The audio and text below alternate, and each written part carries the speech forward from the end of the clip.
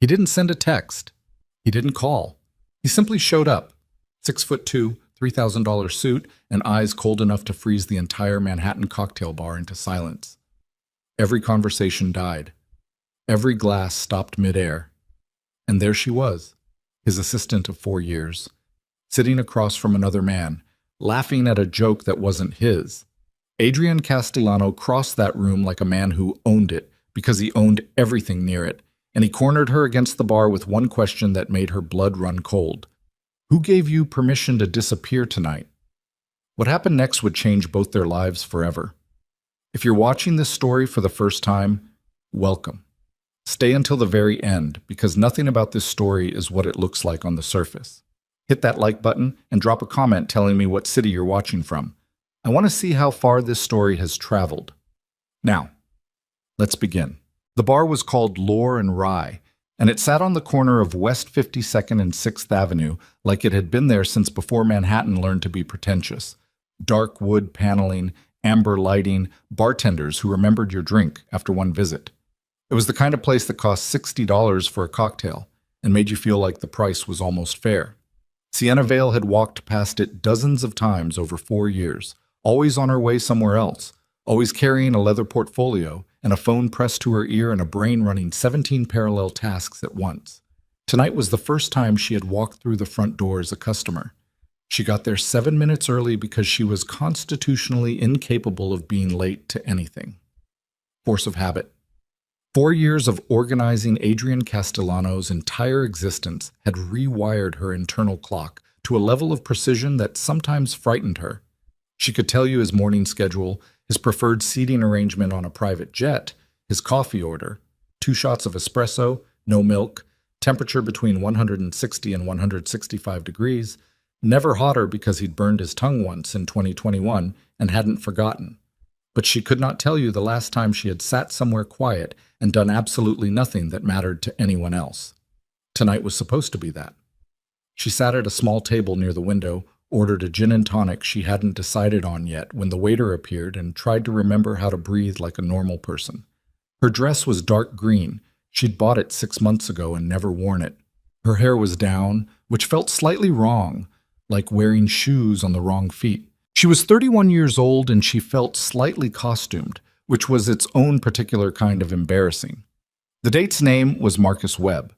A friend had set it up, her co-worker Danny, who had been trying to fix her up with someone for the better part of 2 years, with the particular relentlessness of a woman who had recently gotten engaged and now viewed every single person in her life as a project. Marcus was a financial analyst at a mid-sized firm in Midtown. He was reportedly kind, reportedly funny, reportedly the kind of man who showed up when he said he would and didn't make it weird. Sienna stared at the door and told herself this was good, this was healthy, this was what living looked like.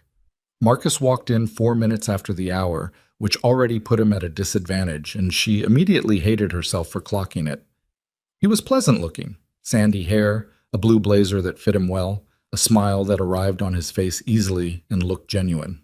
He spotted her, raised a hand in that casual wave of recognition that said, "I'm not nervous at all," even though she could tell from the way he checked his collar twice that he absolutely was.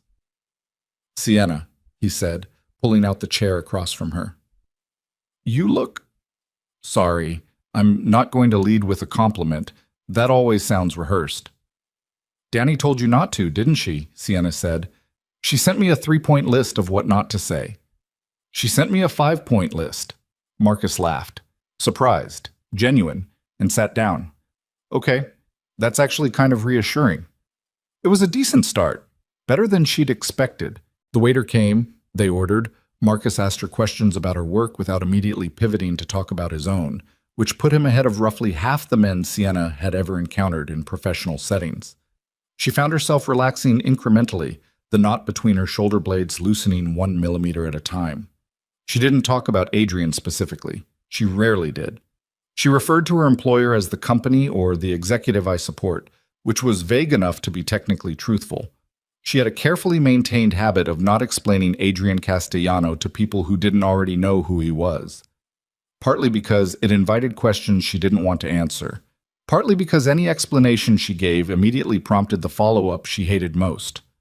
What's he actually like? She never knew how to answer that honestly. Marcus was telling her about a hiking trip he'd taken to the Catskills 2 summers ago when the atmosphere inside Lore and Rye changed. It was subtle enough that Sienna almost missed it. A slight shift in the ambient sound level, the way background noise compresses when something enters a room that commands attention without trying. The bartender glanced up. The couple near the entrance turned their heads. The 2 men in suits by the far wall suddenly sat differently, straighter, their eyes moving to the door. She felt it before she saw it. Then the door opened. He didn't burst in. Adrian Castellano never burst anywhere. He moved the way pressure moves, steady, total, and impossible to ignore. He was wearing a charcoal suit she recognized because she had selected it herself from the dry cleaning order last Tuesday. 3-button jacket, no tie, the kind of construction that probably cost more than Marcus Webb earned in a month. His hair was dark and he had not shaved, which was unusual for a Tuesday evening, and his jaw had that particular set it got when he was not happy. He was not happy. 2 men entered slightly ahead of him, quiet, wide-shouldered, their eyes moving in that systematic way that Sienna had learned to recognize as professional threat assessment. 3 more followed a half-step behind. The security presence was minimal by Adrian's standards, but it was enough to make the bar feel smaller. Then he looked at her.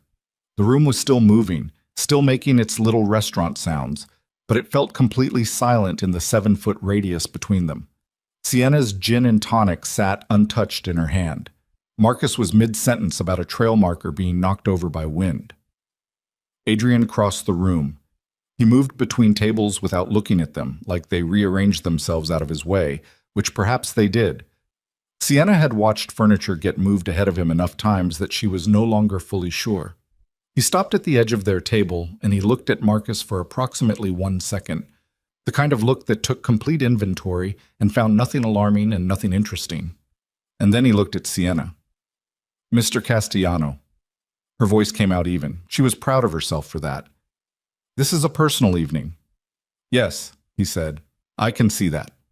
His voice was the same as it always was. Low, measured, the kind of voice that implied it never needed to be raised to be heard.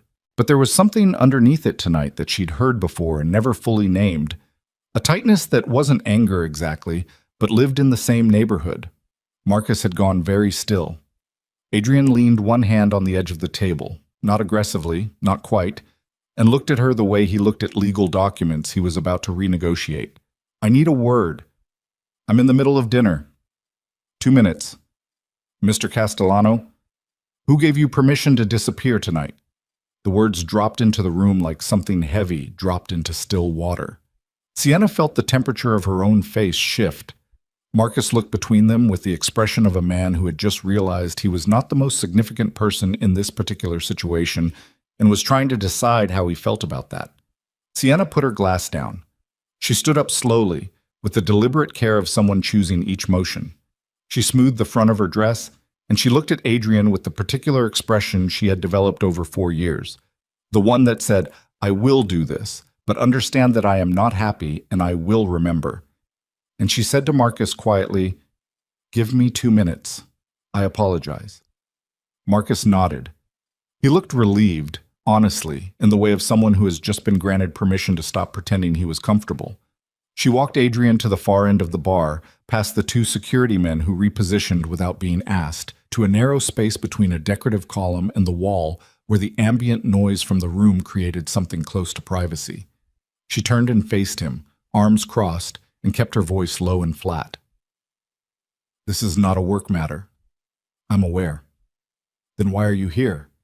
He looked at her for a moment too long. That was the thing about Adrian. He always took slightly more time than expected before speaking, and in that gap your brain filled in every possible version of what was about to be said, and most of them were worse than the reality. Usually. "You didn't tell anyone where you were going tonight," he said. "I'm not required to." "No." He agreed with that. Just agreed with it, which surprised her. "You're not." "Then I'll go back to my, I had Thomas run a check on your location when you didn't respond to the Donovan file message." Sienna stopped.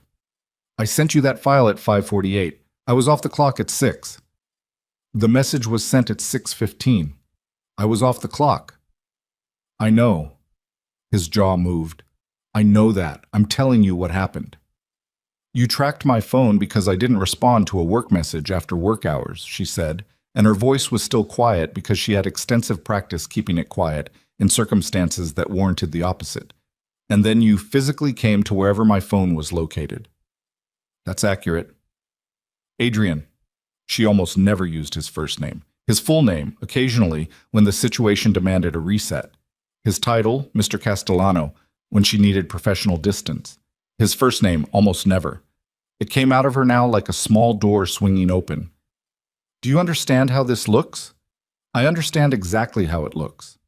Then explain to me why, because something is wrong. The way he said it stopped her. Not the words themselves. Adrian frequently described situations as wrong with the calm precision of a man whose definition of wrong encompassed things most people would describe as catastrophic. But the way he said it this time was different. There was no calculation behind it. Just the information, stripped of the usual architecture of control he built around everything. She looked at him. He was looking past her shoulder, not at Marcus, not at the room, at something she couldn't see, and his eyes had the particular quality they got when he was running through threat scenarios in real time. Sienna, he said quietly, I need you to stand exactly where you are and not react. What? Don't turn around. Every trained instinct she'd developed over 4 years of working for a man who operated at the intersection of legitimate empire and something considerably less legitimate told her to do exactly what he said. She went still. Her heart rate shifted upward, not sharply, but noticeably. 3 men came in behind me, Adrian said. They've been tracking the perimeter of the room for 4 minutes. They sat at the bar 6 feet to my right when I entered. I counted their movement. They are not here for the cocktails. Your people? My people are already repositioning. Keep looking at me. Keep your face exactly the way it is right now. Slightly annoyed. That's perfect. She would have laughed at that if the information were less alarming. That's perfect. Like being told her expression was photogenic in a business headshot. Who are they? She said. Varga Organization. The name meant something to her in the abstract. She'd heard it in context over 4 years, fragments of phone calls she wasn't supposed to overhear but did because her desk was 17 feet from his office door, and he sometimes forgot the glass wasn't as thick as he thought. Varga was a name that made other powerful men change their voice when they said it. That was the most she'd known. What do they want? She said. Adrian's eyes came back to hers, and she saw it then. The thing she hadn't been able to name when he walked across the room. The thing she had first read as anger and then as jealousy and now understood was neither. It was fear, not the performed concern of a man managing a situation, something older and more honest than that, something that had been sitting underneath the controlled surface of him for longer than tonight. They want to know who you are, he said. I'm your assistant. Not to them. To them you were nobody. He stopped. Something moved behind his eyes. Until tonight. What happened tonight? I walked into a bar, he said quietly, and looked straight at you, in front of witnesses, in front of cameras.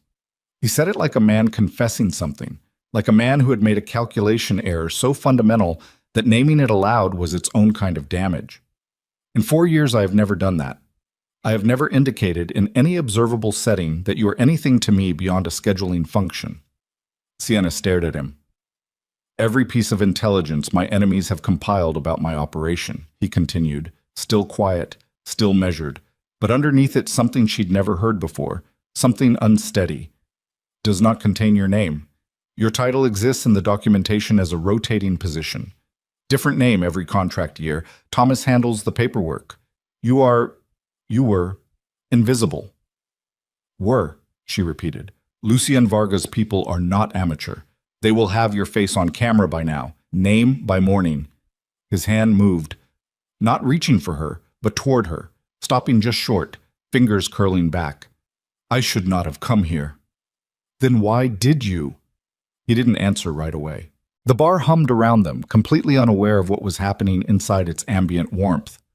Marcus Webb was probably checking his phone by now or signaling the waiter.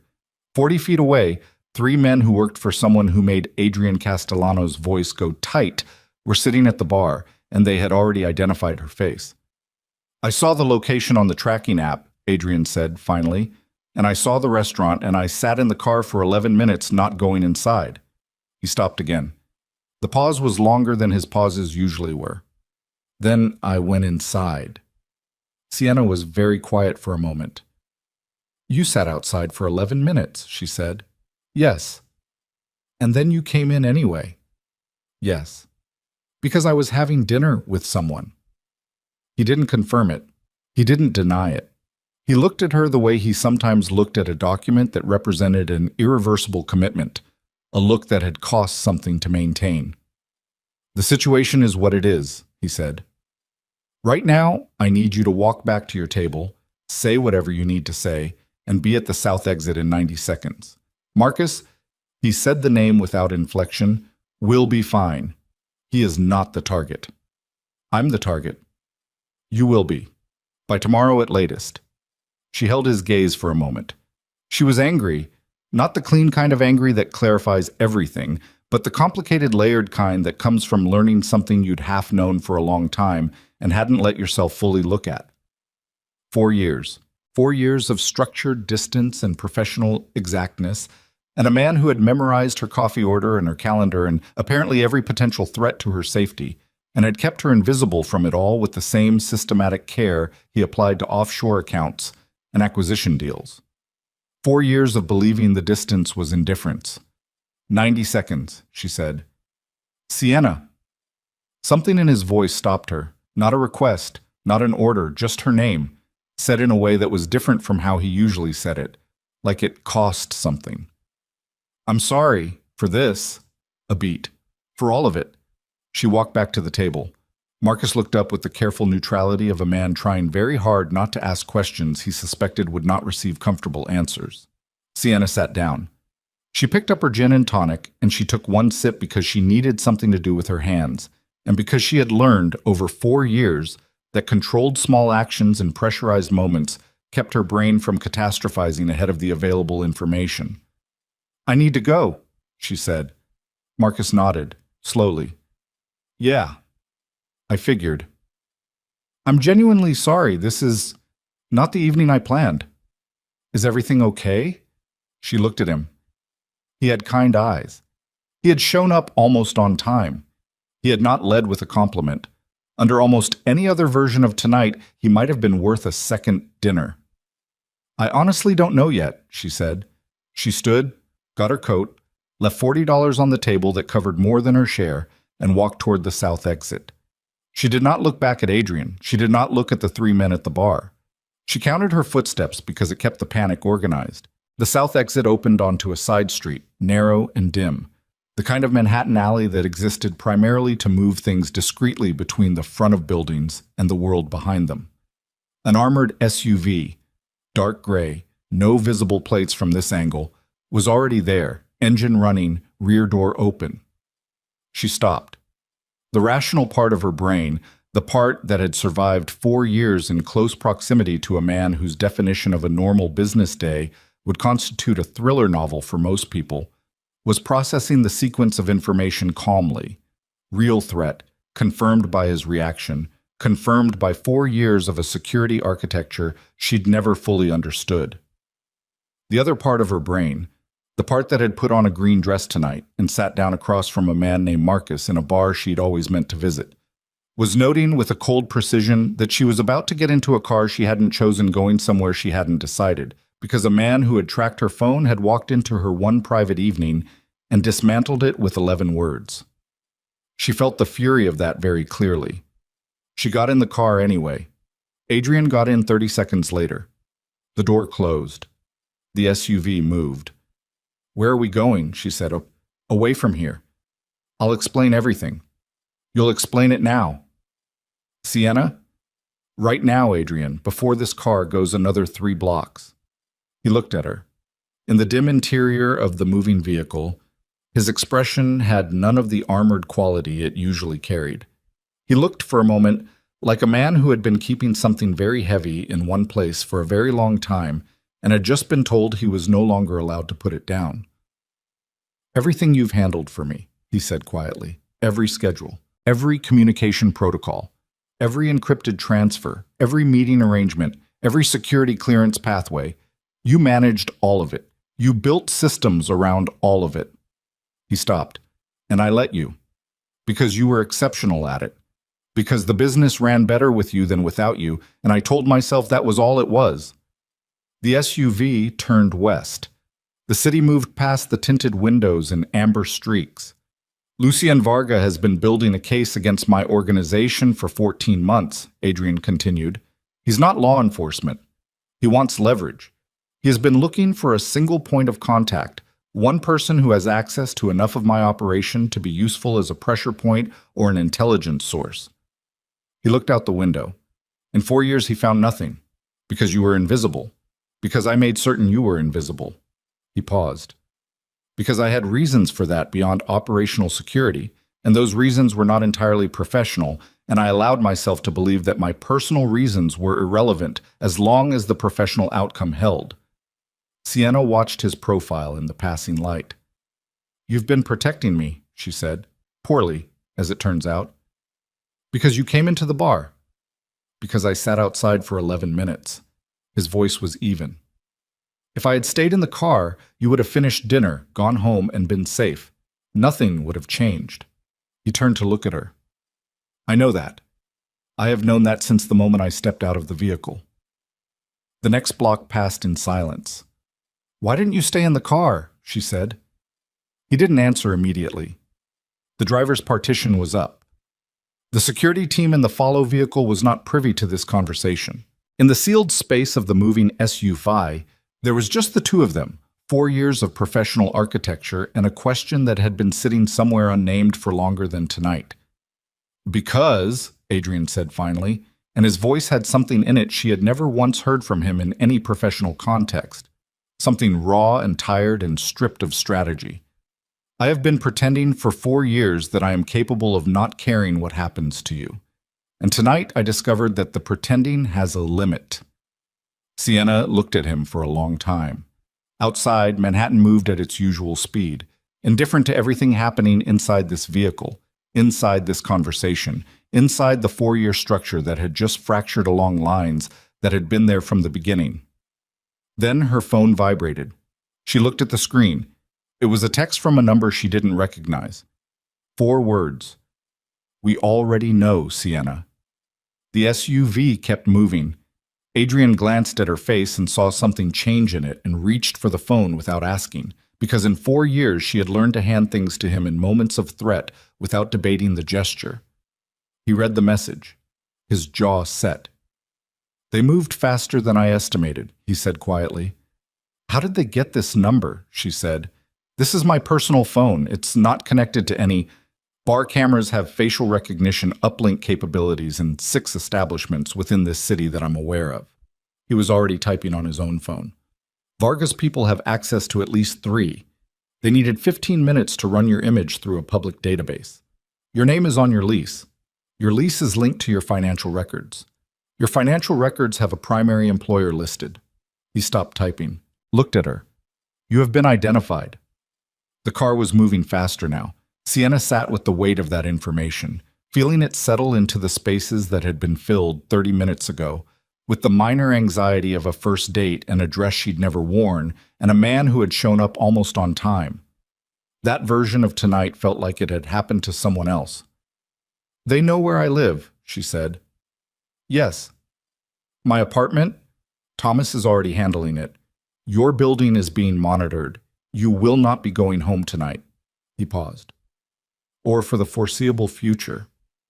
She turned to look at him fully then, and the anger was still there.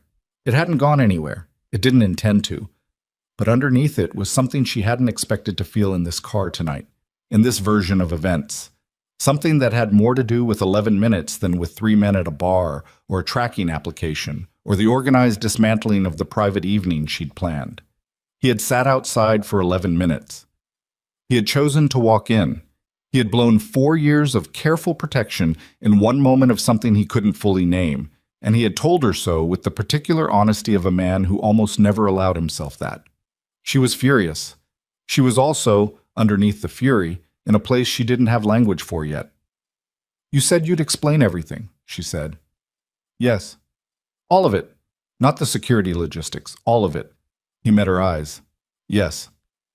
The SUV turned north, away from the city, towards something she couldn't see yet from where she was sitting.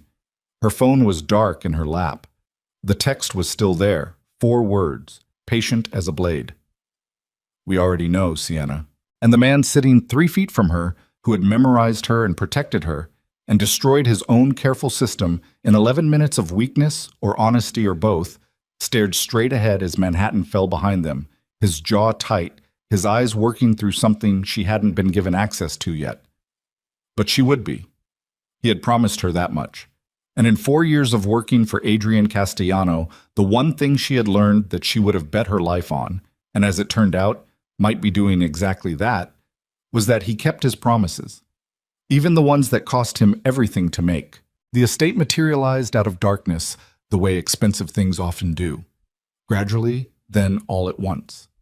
Sienna had lost track of time somewhere around the 40-minute mark, when the city lights thinned and the highway gave way to a 2-lane road that climbed steadily through pine and granite.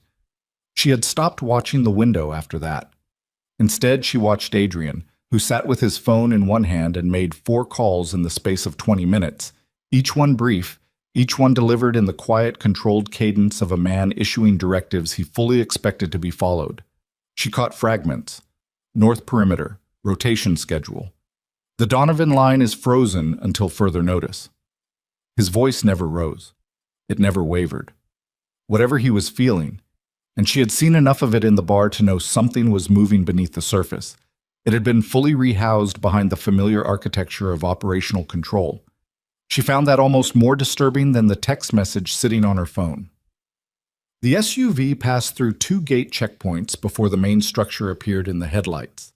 A stone and timber building set into the mountain face like it had grown there, massive without being ostentatious, its windows throwing rectangles of amber light across a stone forecourt. Security personnel were already stationed at intervals she recognized as a specific defensive formation. Whatever Thomas had communicated ahead of their arrival had been received and acted on. She got out of the car before anyone opened her door. Small assertion of autonomy, possibly childish. She didn't care. The air was cold and sharp and carried the smell of pine resin and elevation, and it hit her like a correction, like the world insisting she was still in a body, still breathing, still a physical person in a physical location, and not just a collection of decisions being made around her. She stood on the stone forecourt for a moment and breathed it in. Adrian came around the front of the SUV and stopped a few feet away. He watched her do this, breathe, with an expression she couldn't categorize. Not impatience, not analysis, something quieter than both. "Come inside," he said. "In a minute." He didn't push it. That was one of the things that had always unsettled her about him, his capacity to wait. Most men in his position, with his level of structural authority, filled silence with more noise. Adrian went still in it. He went still now, hands in his jacket pockets, and waited while she stood on his forecourt and got her bearings in the cold mountain air. When she finally moved toward the entrance, he fell into step beside her. Not ahead, beside. She noticed that too. The interior of the estate was warmer than she expected and less imposing. She had built a version of this place in her imagination over 4 years, constructed from the sparse references Adrian made to it. "I'll be at the property this weekend. Hold all non-urgent calls." And the version she'd imagined was harder, colder, more fortress than home. The reality had stone floors covered in worn rugs and bookshelves that looked actively used, and a fireplace in the main room that someone had recently lit, the wood already settling into a steady burn. A woman appeared from a side corridor, mid-50s, silver-haired, the kind of face that had decided long ago that it was done apologizing for existing. She looked at Sienna with the neutral assessment of someone who was surprised by nothing and registered her presence with one small nod. "Margaret," Adrian said. "The East Room." Already prepared. Margaret looked at Sienna again briefly. There's food in the kitchen. It's late, but the range is on. Then she was gone. Sienna stood in the main room with the fire and the bookshelves and the weight of everything the last 90 minutes had deposited on her, and she turned to face Adrian. Start talking, she said. He crossed to the fireplace. Didn't sit. Stood with one arm on the mantel, looking at the fire, and she recognized this position. She had seen him take it in the office sometimes, during phone calls that required him to think rather than react.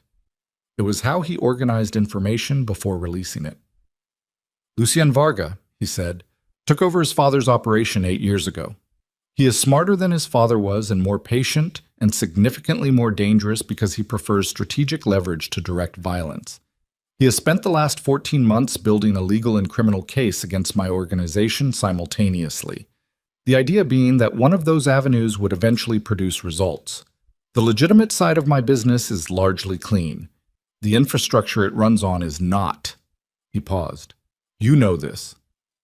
I know enough of it, Sienna said. You know more than enough of it. That's the point. He turned from the fire. Every encrypted transfer routing protocol in the financial division goes through a communication system you restructured 18 months ago. The schedule architecture you built, the one that coordinates the legal entities with the physical logistics of the less legal ones, is the single most sophisticated organizational system I have ever operated within. You built it in 11 weeks, and it has not had a critical failure in 16 months. She stared at him. You're telling me, she said slowly, that I built the backbone of your entire operation. I'm telling you that you are functionally the most operationally significant person in my organization, and that you did it while believing you were optimizing corporate scheduling and financial communications for a very demanding legitimate businessman. He said it without flinching. I allowed you to believe that. The fire cracked. Somewhere in the building a door closed. You used me, she said. The work you were doing was real. The compensation was accurate. The professional relationship was... You used me, she said again. Not louder. Harder. He didn't deny it. That was the worst of it. The way he stood there and let the accusation land without deflecting it, without lawyering around it. It would have been easier if he'd argued. She had 4 years of practice managing his arguments. If Varga's people get access to the systems you built, Adrian said, they can map my entire operation in 48 hours. Names, routes, financial structures, pressure points. 14 months of intelligence gathering that produced nothing becomes a complete organizational chart. Every person who works for me, including the ones who work for me without fully understanding what that means, becomes identifiable. He stopped. That includes you. I didn't know what I was building, she said. I know. That isn't an excuse for you. You know that. Yes. You sat across from me every day for 4 years, and you let me... She stopped herself, pressed her fingers against the bridge of her nose. The fury was still there, but it had shifted shape, become something more complicated than clean anger, and she didn't have the bandwidth right now to unpick all the layers of what it meant. Why didn't you tell me? Because if you knew what you were building, you would have left. You don't know that. Yes, I do. He met her eyes. Because you are one of the most morally precise people I have ever encountered. You have a line, Sienna, and it is not movable. I have watched you hold it against pressure I would not have survived professionally, and you have never compromised it once. Something moved in his expression. If I had told you on the front end what the systems would be used for, you would have walked out of that interview and I would never have seen you again. The room held that for a moment. And you didn't want that, she said. He looked at the fire again. The angle of his jaw was rigid. No, he said. I didn't. She sat down, not because she wanted to, but because her legs made the decision ahead of her conscious mind, which had started processing the full weight of what she was hearing and found it considerable. She sat in the leather chair nearest the fire and looked at the man standing 4 feet from her. This man she had organized, scheduled, anticipated, and argued with for 4 years. This man whose coffee temperature preference and risk tolerance and particular silences she knew better than she knew most people she'd chosen to know, and she tried to reconcile what she was hearing with every version of him she'd constructed and discarded over those 4 years. The protection, she said, the invisible in the documentation thing, the different name on contracts every year. Thomas handles all direct administrative contact with your financial records.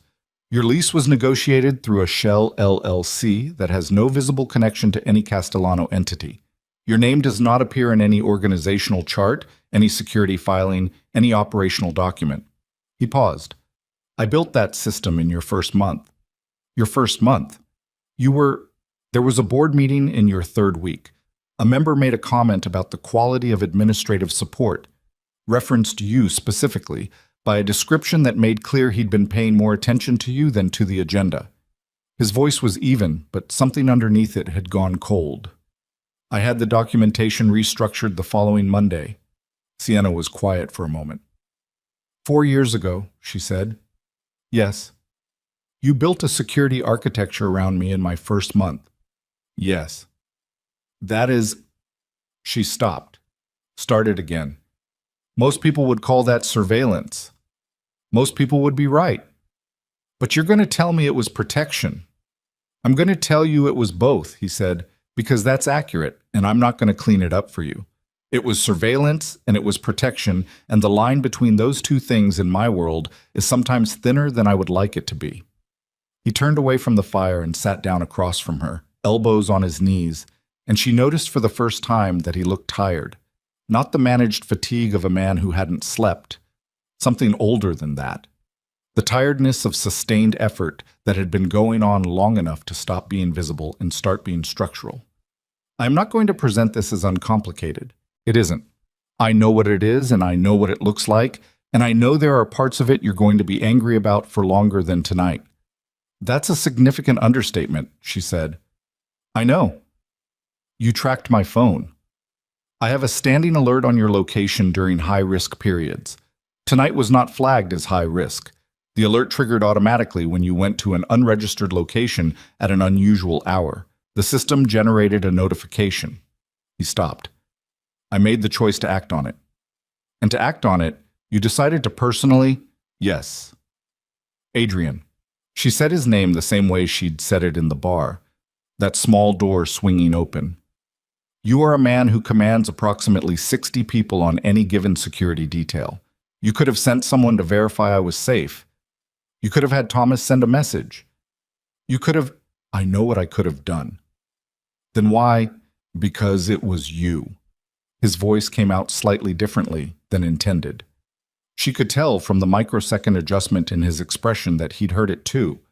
The way those 3 words landed without their usual containment. He straightened. Controlled it. But the words were already out there, sitting in the fire-lit room between them, and neither of them was going to pretend they weren't. Because it was you, he said again, quieter, deliberate this time. And I stopped being capable of the appropriate professional response approximately 2 years ago, and I have been managing that failure very carefully ever since. The fire shifted. A log settled. Sienna looked at him with an expression that she was not sure she could have named if someone had asked her to, that existed somewhere in the territory between fury and something she hadn't given herself permission to examine. 2 years, she said, at minimum. You have been... She stopped. For 2 years you have been maintaining professional conduct, he said. Correctly, appropriately, because you were my employee and you did not sign up for anything beyond that, and I was not going to, I would not put you in that position. And tonight I sat outside a bar for 11 minutes and lost an argument with myself. The line of his mouth was tight. That hasn't happened to me in a long time. Sienna pressed her palms against her knees and stared at the fire and did not say anything for almost a full minute. In that minute, she ran through every interaction she could access from the last 4 years. Every meeting, every instruction, every silence, every moment where she had read something in his behavior and filed it under demanding employer or exceptionally private man or not my business and moved on. She had been very disciplined about moving on. She had been disciplined about a lot of things over 4 years. She thought about the board member in her third week, the comment she hadn't known about until this moment, the system restructured the following Monday. She thought about the way he always faced the door of whatever room they were in when she was present, The way he knew when she was tired before she said so. The way certain phone calls got made from a different room when she was nearby, as if proximity to her changed what he was willing to have her hear. She thought about tonight. A man sitting in an armored vehicle outside a bar, engaged in an 11-minute argument with himself, and losing. She thought about Marcus Webb, who had kind eyes and had shown up almost on time and was probably home by now, thoroughly baffled. She thought about the text message. "We already know, Sienna." "I need to know something," she said. "Ask it. When you say Vargas people have identified me, what does that mean in practice? What happens next?" He shifted. The personal conversation boxed itself back up with the efficiency of long practice, replaced by operational precision. She watched it happen and didn't decide how she felt about it. "They will attempt contact first," he said. "Leverage before force. It's Vargas' methodology. They'll reach out through an intermediary to establish that they have you identified. They want me to know they have the card before they play it. It gives them negotiating position. And if you don't negotiate, they move to direct action. That could mean surveillance, it could mean an approach, someone trying to access you directly, get you to talk about the systems you built, pull operational information. And if I don't cooperate with them," his jaw set, "then it escalates." "To what?" He didn't answer that one immediately. "Adrian, to something I'm not going to let happen," he said. Flat. Final. "That's the only answer I'm giving you on that question. That's not Sienna." He leaned forward slightly. "I understand that you have every right to complete information about the threat you're facing, and I will give you all of it. But there are categories within that information that I need you to trust me on, at least for tonight. Because if I give you everything at once right now, you're going to spend the night in a mental state that is counterproductive to both of us, and I need you functional tomorrow." She stared at him. "Did you just tell me to manage my emotional response for operational efficiency? I told you I need you functional tomorrow. Those are different things." "They are absolutely not different things." "Sienna, do not," she said, and her voice had gone quiet in the particular way that in the office made his entire staff go still. "Manage me right now. Do you understand? You do not get to track my phone and blow my cover and drag me out of my first evening off in 4 months and then tell me to stay calm because it's more convenient for you." The room was very quiet. He looked at her. Something moved through his expression. Not defensiveness, she realized. Not irritation. Something more honest than either of those. "You're right," he said. She blinked. In 4 years, she could count on one hand the number of times he had deployed those two words without immediate qualification. "You're right," he said again. I'm defaulting to operational framing because it's what I do when I don't know how to handle something, and right now I don't know how to handle this." He sat back. The tiredness was showing again, and he wasn't managing it this time. "I've spent 4 years being very good at knowing how to handle everything that concerns you, and right now I have made a significant error and damaged something I cannot quantify the value of, and I am operating without a framework for this situation." Sienna looked at him for a long moment. "Welcome to how normal people feel all the time," she said. Something shifted in his face. Almost, something that in another context might have been humor. "Yes," he said. "I'm beginning to understand that." She pulled her phone out and looked at the text message again. The timestamp was 53 minutes old. 4 words, patient and precise and deeply unwelcome. "Can they use this number to locate me now?" "The device has been flagged. Thomas will have a replacement sent up by morning. For tonight, it's isolated from any active network. The security team handled that when we arrived." He paused. "You're safe here. For now." "For now," she repeated. "This property is not connected to my name in any documentation that Vargas' organization could have accessed. They will eventually find it. I am not going to tell you otherwise. But it will take them time. Days, possibly a week. And then what? Then we will have had that time to do what needs to be done." "Which is what exactly?" He met her eyes. "End it." She held his gaze. "End it how?" "There is a file," he said. "I have been building it for 11 months. Vargas' financial laundering network, his political infrastructure, the names of 6 law enforcement officials in 3 jurisdictions who are on his payroll. The operational record of 2 acquisitions he made through means that would interest a federal prosecutor significantly. He stopped. It is comprehensive enough to end him professionally, criminally, and organizationally. I have held it unused because deploying it requires revealing certain aspects of my own intelligence-gathering operation that I would prefer to keep private. But the calculus changed tonight. Sienna was quiet for a moment. You were saving it. I was saving it for a situation that required it. And tonight is that situation. Tonight is that situation, he confirmed. She looked at the fire, thought about Lucien Varga, who she had never met, who had spent 14 months building a case and had found a weakness in 11 minutes because a man she worked for had sat in a car outside a bar and lost an argument with himself. Thought about the systems she'd built. 11 weeks of work she'd been proud of, genuinely proud of, the kind of satisfaction that comes from taking something chaotic and making it elegant and efficient. Turns out she'd been solving the wrong problem, or the right problem for the wrong people, or something in between that she wasn't sure she had language for yet. I need to ask you something, she said. Ask it. The work I did, the systems, did any of it facilitate anything that hurt someone? The question sat between them. Adrian looked at her with the particular attention he gave things that mattered. He didn't answer immediately, which in another context would have alarmed her. In this context, she read it as the opposite of evasion, as someone taking the question seriously enough not to answer it carelessly. The financial transfers that your routing system optimized include capital flows from operations that are illegal under federal statute, he said. Those operations are trafficking of a financial nature, not people. He said the last 2 words with a specificity that felt deliberate. I have never operated in those categories. I have lines. Financial trafficking that funds what? Primarily enforcement infrastructure and political access. He paused. The people who use my transfer systems are not good people. I will not tell you they are. The money that passes through structures you helped build comes from sources that would not survive daylight. I knew that when I let you build those structures, you didn't. He held her gaze. That is my responsibility, not yours. That's not as comforting as you think it is, she said. I know. I built the pipes, and the pipes carried whatever someone decided to put in them.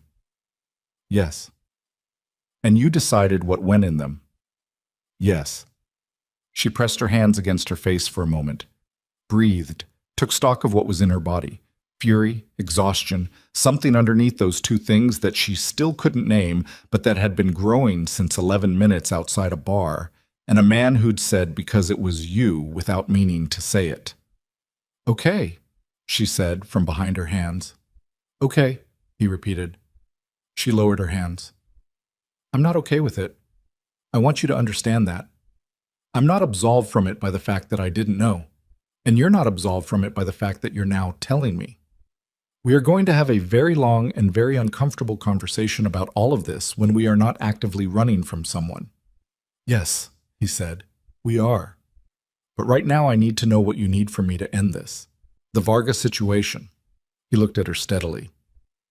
There are 11 files in the communication system you built that contain the archive I was describing.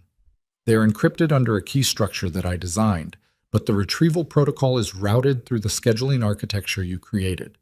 I need to access those files through that architecture, and I need someone who knows the system from the inside to do it, without triggering the security flags that will alert Varga's monitoring software. He stopped. I need you. Sienna looked at him. You need me to use the system I built without knowing what it was to access information that will destroy the man who has identified me because you came into a bar. That is accurate. That's... She stopped. I know what it is. That's... She said it again, and then she stopped again because she didn't have the right word. There were several words that applied, but none of them were sufficient, and she was too tired and too angry and too something unnamed to find the one that fit. The fire burned. Outside, somewhere in the dark of the mountain, the security rotation moved in its careful patterns. The world that had existed this morning, the one with the green dress and Marcus Webb and a cocktail bar she'd always meant to visit, was not technically gone, but it was on the other side of something that she was not certain she could cross back over. She became aware, in the specific way you become aware of things when shock starts to metabolize, that she was very tired. Not just tonight tired, 4 years tired. The kind of tired that accumulates when you spend a long time being excellent at something that costs more than you charge for it. "I need to sleep," she said. Adrian nodded. He stood. "Margaret will show you the East Room. There are clothes." He stopped. Started again with slightly less smoothness than usual. "There are appropriate clothes in the room. Margaret keeps the guest room stocked. It's not..." Another small stop. "They're not yours." "I didn't think they were mine," she said. Something moved in his expression that he shut down quickly. She stood, moved toward the door, stopped. "Adrian." He waited. "When you said you stopped being capable of the appropriate professional response 2 years ago," she didn't turn around. "What changed 2 years ago?" The fire settled. A beat of silence. "You had pneumonia," he said. "February. You were out for 6 days, and I..." He stopped. "I functioned. Everything ran. Thomas covered what needed covering, but The sentence didn't complete itself. "I had a week to understand the difference between the work you do and..." Another stop. "And everything else." She stood in the doorway for a moment. "Good night, Adrian," she said. "Good night." She walked down the stone corridor toward the East Room, and behind her the fire burned on in a room where a man who had spent 4 years managing the distance between what he was and what he couldn't stop being stood alone with the weight of an 11-minute decision and its consequences, which had only just begun. She found the East Room and found the clothes, a soft set, gray, folded with the precision of someone who took that kind of thing seriously. She sat on the edge of the bed for a moment before changing, and she looked at her phone, which was useless and dark, and sitting on the nightstand like an artifact from 3 hours ago when she'd been a woman on a first date in a green dress with the smallest possible ambitions for the evening. She thought about what he'd said. February, 6 days.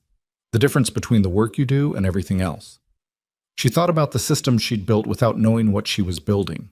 She thought about Lucien Varga, whose name she'd heard in corridor fragments, who had spent 14 months looking for a pressure point and had found one in 11 minutes because a man had lost an argument with himself in the front seat of an armored vehicle. She thought about because it was you.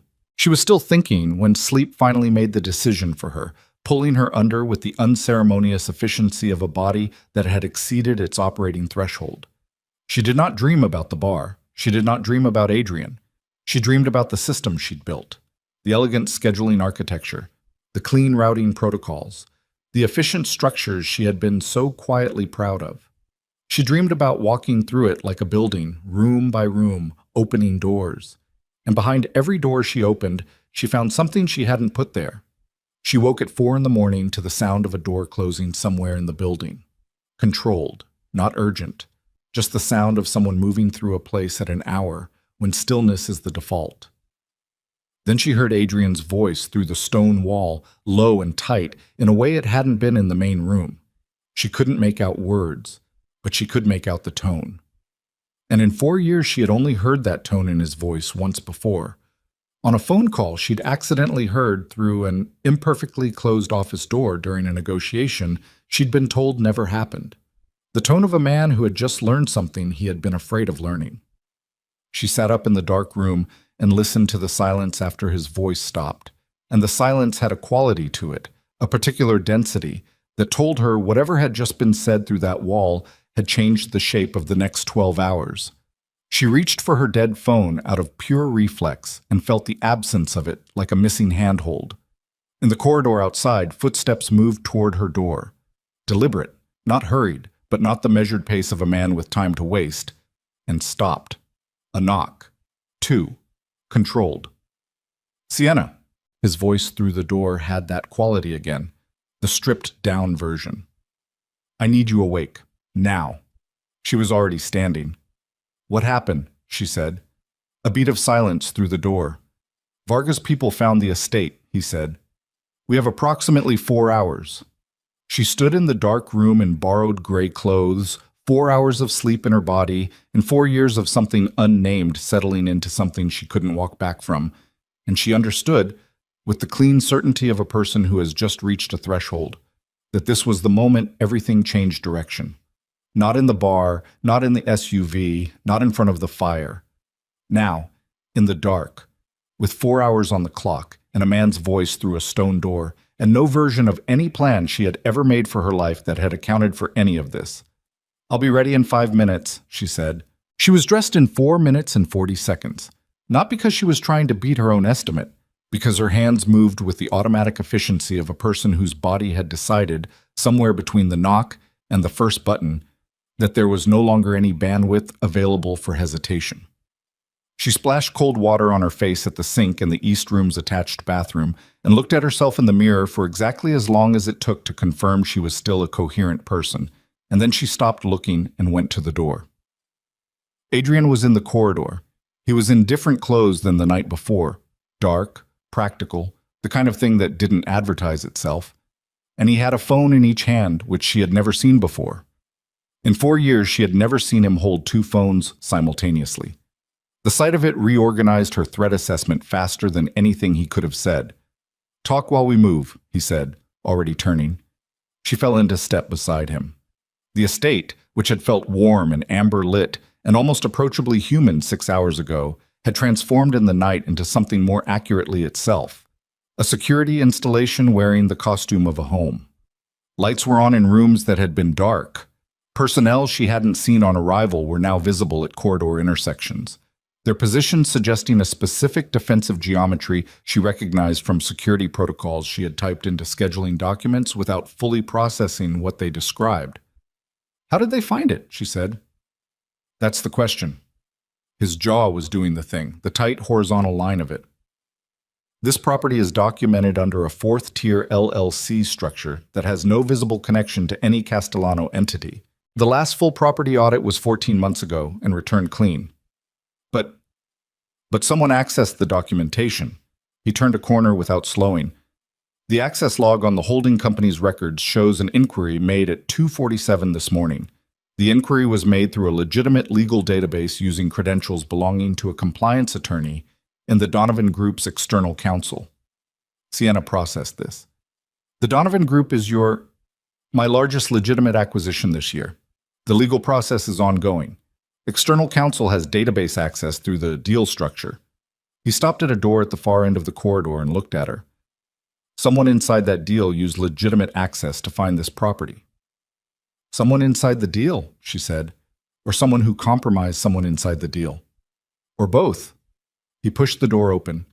Beyond it was a room she hadn't seen the night before. Large, functional, the kind of space that didn't apologize for what it was. 2 long tables, multiple screens, 3 people she didn't recognize working at stations. The wall opposite the door had a topographic display of the mountain property and its surrounding terrain, with position markers she understood immediately as personnel locations. Thomas was there. Sienna had met Thomas Reyes in her first week, a compact, precise man in his early 40s who functioned as Adrian's operational right hand in all the ways that didn't appear on any organizational chart. He had always treated her with the careful courtesy of someone who knew exactly how much she knew and had made a considered decision about how much that mattered. Tonight he looked at her with an expression that was something else, something she read as an apology that hadn't been approved for verbal delivery. "Thomas," Adrian said, moving to the central table. "Give her the summary." Thomas turned to Sienna. At 2:47 a.m., a records inquiry was made through the Donovan Deal's external counsel database. The inquiry returned this property's holding documentation. At 3:12, a vehicle was observed on the secondary access road at the northeast perimeter. Private plate, no registered contact with any known Varga asset. At 3:31, 2 additional vehicles were observed at the main road junction. They are not currently moving. "They're waiting," Sienna said. "They're confirming the location," Thomas said, "establishing that we're here before they move." 4 hours, Adrian said. "That's the outer estimate before they have enough personnel staged for a meaningful approach." Sienna looked at the topographic display. The personnel markers, Adrian's people, were positioned along the estate's perimeter in the defensive formation she'd clocked in the corridors. There were 12 markers. She counted. 12. How many does Varga typically move with? She said. Thomas and Adrian exchanged a look that lasted exactly a quarter of a second. She'd seen that exchange before, in meetings where information was being decided rather than delivered. Tell her, she said flatly. Adrian looked at the display. In a direct approach to a secured location, Varga's operational history suggests a minimum of 20. 12 versus 20. On terrain Varga's people had just located and her people had held for less than 8 hours. She did the math without wanting to. The file, she said. The one you built. The Varga Intelligence Archive. That's why we're here. Adrian moved to the nearest station and turned the screen toward her. She recognized the interface immediately. It was the scheduling architecture she'd built, skinned differently but structurally identical. The same logic trees and routing protocols she'd spent 11 weeks designing. Looking at it now, knowing what she knew, produced a sensation she didn't have a word for. Not quite revulsion. Something more complicated than that, like seeing a photograph of yourself doing something you didn't remember doing. The archive is in 11 encrypted partitions routed through the system. The retrieval key is a 17-character alphanumeric that I hold, but the extraction protocol, the pathway through the system that pulls the files without triggering Varga's monitoring software, runs through the scheduling architecture, which I built, which you know better than anyone alive. He looked at her steadily. I need you to run the extraction. I'll provide the key. You navigate the system. She looked at the screen for a moment, the familiar architecture, the logic she'd constructed from scratch over 11 weeks, proud of its elegance, proud of its efficiency, not knowing what the efficiency was serving. If I do this, she said, if I run this extraction and it works, what happens to the file? It goes to 4 recipients simultaneously. A federal prosecutor in the Southern District, a journalist at a publication whose editor I trust, an international oversight body whose brief includes cross-border financial crime, and a copy to an attorney whose instructions are to deploy it in the event of any adverse outcome to this situation. You've had this planned. For 11 months. I was waiting for a trigger condition. I'm the trigger condition, she said. He didn't answer that. He didn't need to. She pulled the chair from the station and sat down. The screen was familiar and alien simultaneously. She put her hands on the keyboard and they went to the right positions automatically, muscle memory from thousands of hours. And she hated that a little, hated that her body knew the system so well and had never once questioned what it was actually part of. Give me 10 minutes to map the retrieval path, she said. Then give me the key and we'll run it. Thomas stepped back. The other personnel in the room redirected their attention with the practiced tact of people who had learned when not to observe. Adrian remained where he was, close enough to be present, far enough to give her the space the work required. She was 4 minutes into the mapping when the first alert hit. Not on her screen, on the topographic display. One of the perimeter markers shifted, a personnel position, moving in a direction that didn't correspond to a rotation pattern.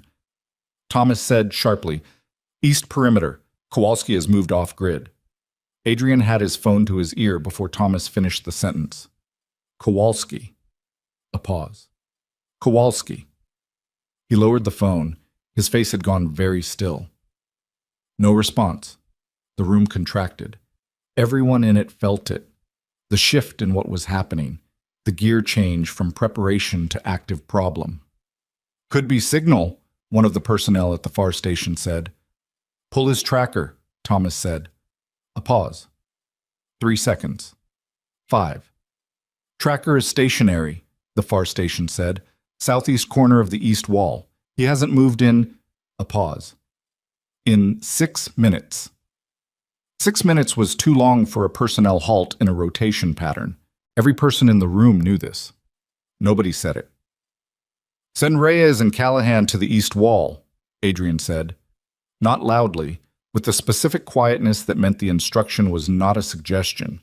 2 of the personnel moved immediately. Sienna kept her hands on the keyboard, kept working. The retrieval path was taking shape on her screen. She could see the logic of it, the route through the system's architecture that would reach the 11 encrypted partitions without setting off the monitoring flags. She had built this system with redundancies, with fail-safes, with a dozen small features designed to prevent unauthorized access. Now she was using all of it to authorize the most consequential extraction she had ever performed, and her hands were steady, which she found slightly remarkable. 6 minutes passed. Then Reyes's voice came through a speaker on the central table, compressed by transmission, but clear enough. "East wall, he's down. Somebody get medical." Adrian's expression didn't change. That was the most frightening part. The complete absence of surprise. "Varga moved up the timeline," Thomas said. "How far?" Adrian said. "If they've already breached the outer perimeter—" Thomas didn't finish that sentence. "They haven't breached," Adrian said. "They sent one person ahead, a scout or a message, probably both." He looked at Sienna. "How much time do you need?" 8 minutes for the path, 5 for the extraction once I have the key." "You have 6 total," he said. She pulled the map of the system architecture in her head and started cutting corners. Not the ones that mattered, not the fail-safes that would alert Varga's monitoring, but the redundancies she'd built in because she was thorough and had time. She started cutting the thoroughness. Her fingers moved faster. 4 things are going to happen in the next 12 minutes, Adrian said to the room. Not to her specifically, but pitched in a way that included her. First, we complete the extraction. Second, the file goes to its recipients. Third, we move Sienna to the secondary vehicle and take the north route. Fourth, he stopped, looked at the topographic display for a moment. Fourth, I'm going to make a phone call. To who? Thomas said. Lucien. The room went quiet. Not the silence of people who were surprised. The silence of people who had considered this possibility and were now watching it become real. You call him now, Thomas said carefully, before the file is deployed, and you tip him that we have it. I call him now, Adrian said, and I tell him the file is already gone, already with its recipients, and that anything that happens to anyone at this property in the next 12 minutes becomes part of the public record that's already moving. And if he doesn't believe you, he'll believe me. Adrian said it without arrogance, with the specific certainty of a man who had been reading Lucien Varga for long enough to know the topography of his calculations. Because it's what he would do. Sienna's hands kept moving on the keyboard. 8 minutes of work in 5. She could feel the architecture of the system the way you can feel the layout of a room you've lived in. Not by looking, but by knowing. She moved through it by knowing. She was 90 seconds from the retrieval point when Thomas said, Sienna. Something in his voice made her stop. She looked up. Thomas was looking at his screen with an expression that had gone wrong. Not operationally wrong, personally wrong. The kind of expression that precedes information that changes the shape of the room. What? She said. He looked at Adrian first, that was the tell. The fact that he looked at Adrian first and that Adrian met his eyes, and that in the fraction of a second between Thomas looking and Thomas speaking, she saw something pass between the two men. Something that had the quality of a thing that had been known and held and not delivered. The monitoring alert, Thomas said. The one that flagged when Varga's people accessed the property documentation at 247. Yes, she said. The access was made through the Donovan External Counsel database. He stopped. We've just pulled the full access log. The credentials that were used. Thomas, Adrian said, quietly. She needs to know, Thomas said. It wasn't a challenge. It was a man who had decided something. Adrian was silent. Thomas looked at Sienna. The credentials used to access the property documentation belong to the Donovan Deal's external counsel. But the specific query, the search terms, the navigation path through the database, match a retrieval pattern that we've seen before. He brought something up on his screen and turned it toward her. It matches the retrieval pattern from your scheduling system, the same system you built. Someone used the logic of your architecture to construct the search. She stared at the screen. Someone who knew the system, she said. Someone who knew it from the inside, Thomas said. The pattern is too specific to be coincidence. This wasn't Varga's people stumbling onto the right query. This was someone who understood how your system was built and used that understanding to construct a targeted search. The number of people who know that system well enough to do that, she said slowly, is very small. Yes, Thomas said. It's me You and... She stopped. The room. She became aware of the room around her in a new way. The three personnel at the far stations. The topographic display. Thomas, who had decided she needed to know. Adrian, who was standing very still. Who else has access to the system's architecture, she said. She was asking Thomas, but she was looking at Adrian. Adrian looked at her. His expression had the quality of a man standing at the edge of something he had delayed standing at for as long as possible. There was a consultation, he said, 8 months ago. A technical review of the system's security architecture. An external specialist was brought in under an NDA to assess vulnerabilities. The cold moved through her from the inside out. Who? His name is Daniel Marsh. He runs a private security consulting firm. He was brought in through Thomas's recommendation and cleared through 3 layers of vetting. He spent 4 days reviewing the system architecture and filed a report that indicated no critical vulnerabilities. And then, she said, Adrian's jaw moved, and then 6 weeks ago we discovered that Marsh's firm had been acquired, quietly, through a holding structure. He stopped. By a company that has since been identified as a Varga-affiliated entity. The silence in the room had weight to it, physical, almost. He was a plant, she said. Not a question. We believe so. The acquisition predates his engagement with us. We think the vetting was designed to pass our checks. He came in legitimate and left with a complete map of your system's architecture. And you knew this 6 weeks ago, she said. We identified the acquisition 6 weeks ago. The connection to Marsh's prior engagement took 3 more weeks to... But you knew this 3 weeks ago, she said. You knew that someone had your system's architecture, that Varga had a map of the system I built. 3 weeks ago. We were assessing the extent of the exposure. We didn't know what he'd taken specifically, whether it was enough to... Adrian. Her voice had gone to a place she didn't usually let it go. Flat, cold. The kind of flat that comes after the anger has burned so hot, it's simplified into something pure. Did you know 3 weeks ago that the system I built had been compromised? He met her eyes. Yes. And you didn't tell me. No. I have been sitting in that office, in that chair, running that system for 3 weeks since you found out that someone had a map of it. Running it, using it, operating inside a compromised structure that I built, and you told me nothing. The assessment was that the day-to-day operation presented minimal additional risk if... Stop. She said it like a door closing. Stop managing the language. You made a decision 3 weeks ago that I didn't need to know my own work had been compromised, that I didn't need to know the thing I built every day had a hole in it that Varga's people cut. You decided that for me. Yes, he said. I did. Like you decided I didn't need to know what I was building. That's not the same. It is exactly the same. You have been deciding what I know about my own work and my own safety for 4 years and dressing it up as protection. And it is not protection, Adrian. It is control. It looks like protection and it functions like control, and I have been too busy being useful to notice the difference. The room was very still. No one at the far stations was pretending to work anymore.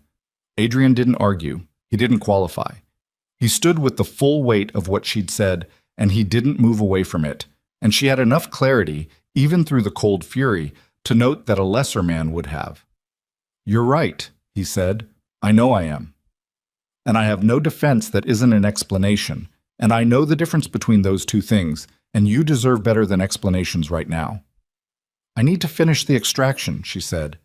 Her voice had gone flat with the particular flatness of a person who has located the task because the task is the only thing in the room they trust right now.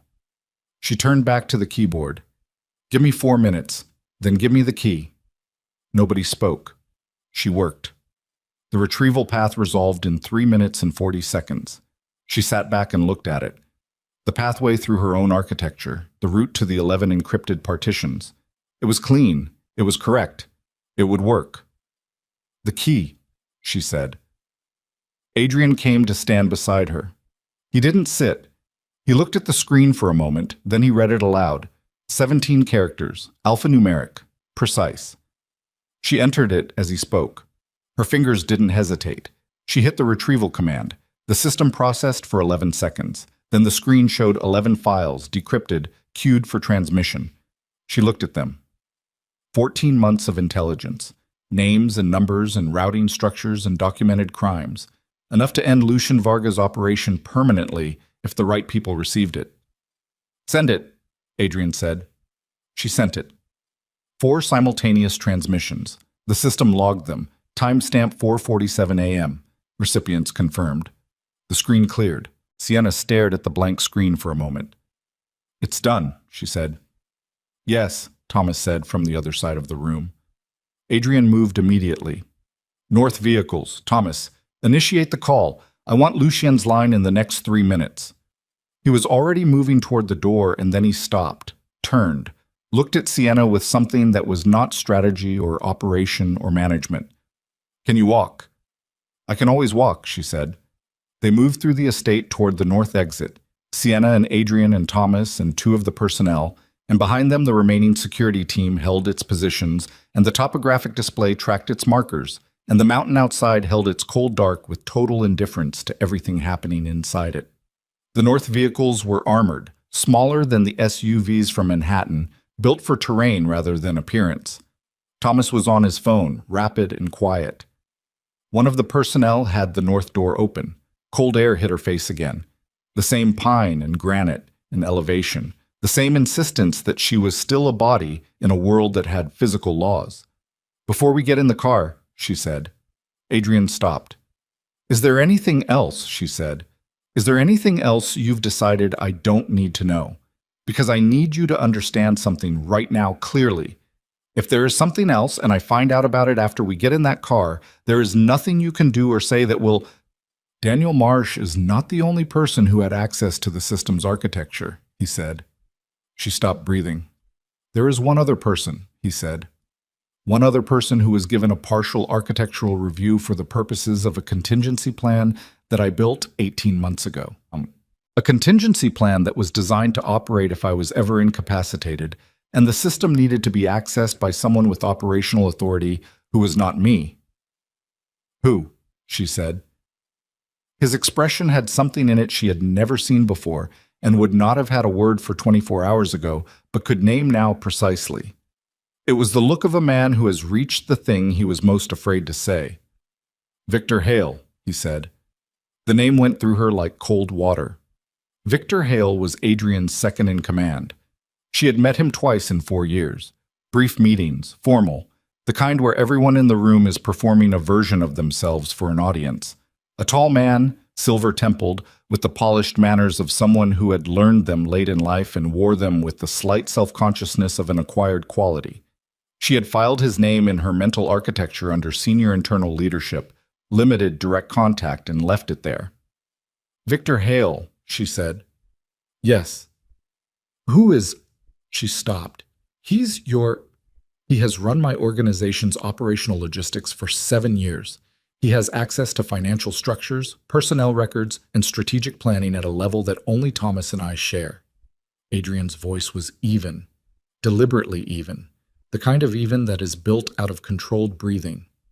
"And 18 months ago, I gave him a partial architectural map of your system as part of a contingency protocol." 18 months ago, she said. "And Marsh's engagement was 8 months ago." "Yes." "And the Donovan deal that Marsh accessed through— when did that deal begin?" A pause. 9 months ago." "Victor Hale has been with your organization for 7 years, she said slowly. "He has operational access to everything. You gave him partial architectural access to my system 18 months ago. 8 months ago, a consultant with a partial system map got access to your deal pipeline." She stopped. "Did you vet Victor Hale in the last 18 months? We have ongoing vetting protocols for all senior— Did you personally review his vetting in the last 18 months?"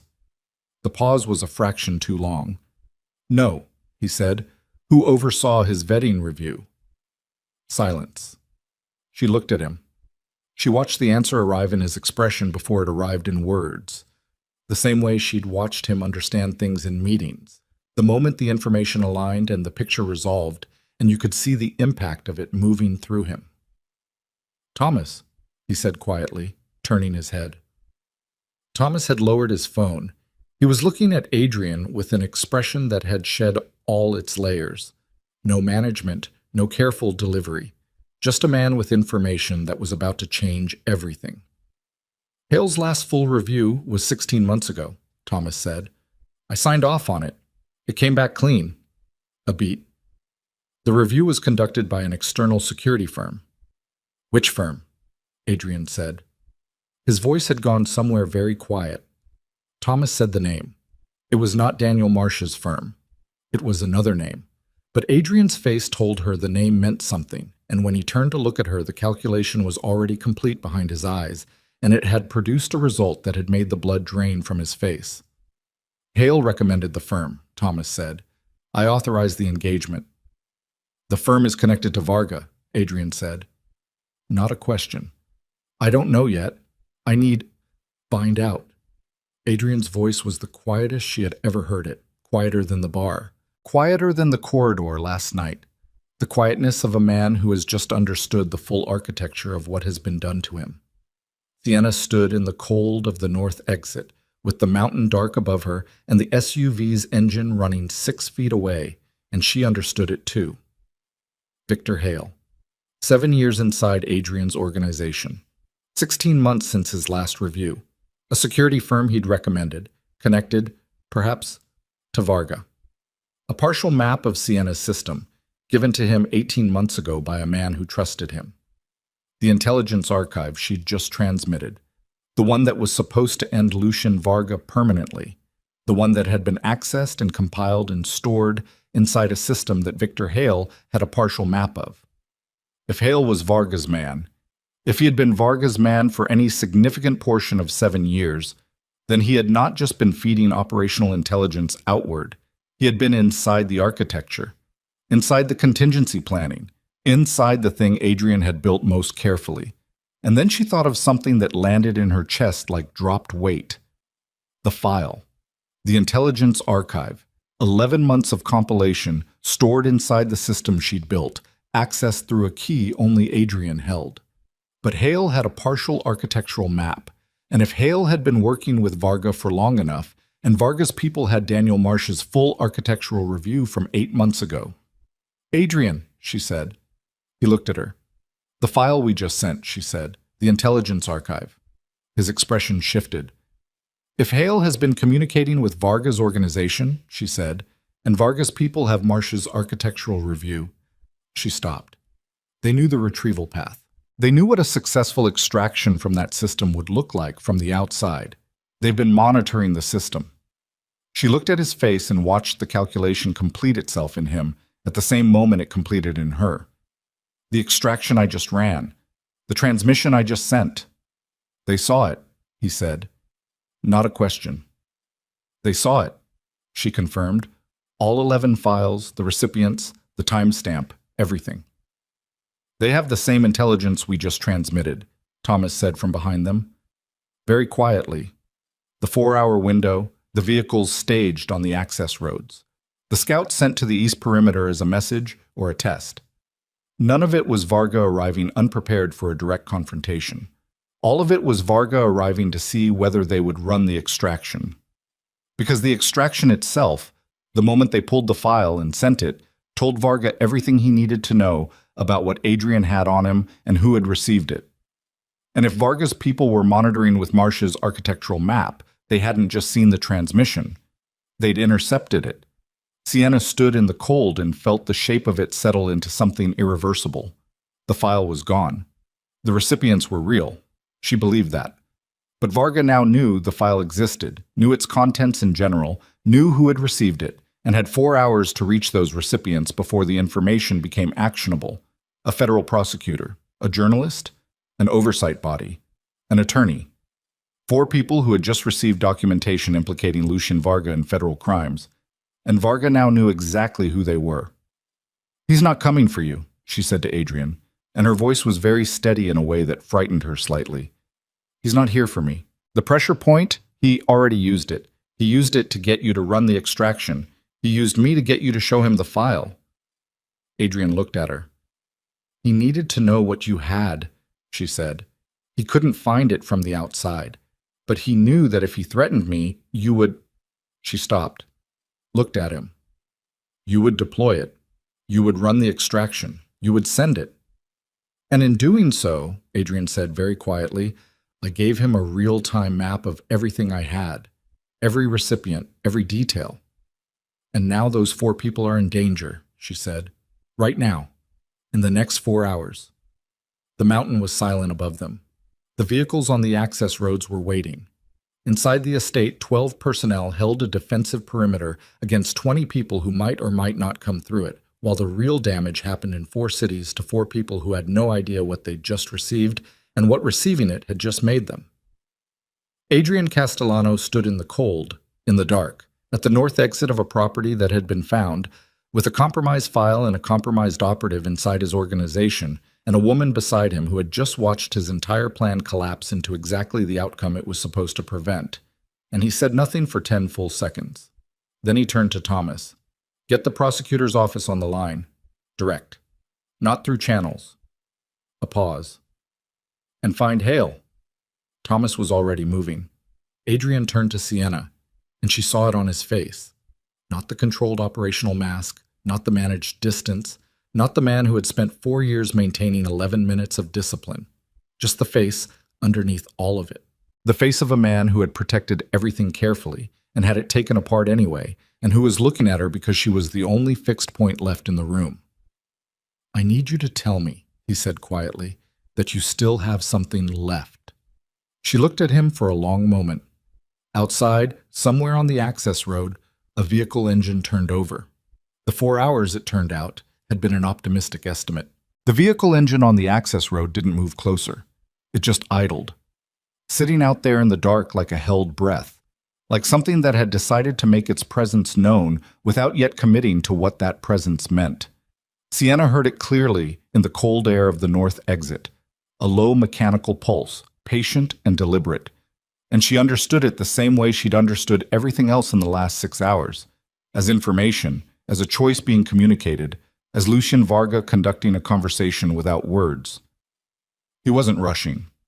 That was the point. He had 4 hours and he knew it, and he was letting them know he knew it. Inside, Yeats, Adrian said. They moved back into the estate. The north door closed. The cold stayed outside, but the weight of it came with them. The operations room had changed in the 3 minutes they'd been gone. Thomas had 2 phones active simultaneously, and was speaking into one with the focused velocity of someone delivering information that can't be slowed down. One of the personnel at the far station had a tactical map up that Sienna hadn't seen before. Street level, Manhattan, with 4 marked locations she recognized immediately as the recipients of the transmitted file. The federal prosecutor's office, the publication's address, the oversight body's New York liaison office, the attorney's firm on Park Avenue. 4 locations. 4 people who had received the file in the last 22 minutes and had no idea that receiving it had put them in the same position she was in. She stood in the doorway and looked at the tactical map and felt something cold and specific move through her that was not fear exactly, but lived close to it. The feeling of watching consequences propagate outward from a single point and knowing you were the single point. Adrian moved to Thomas. Prosecutor?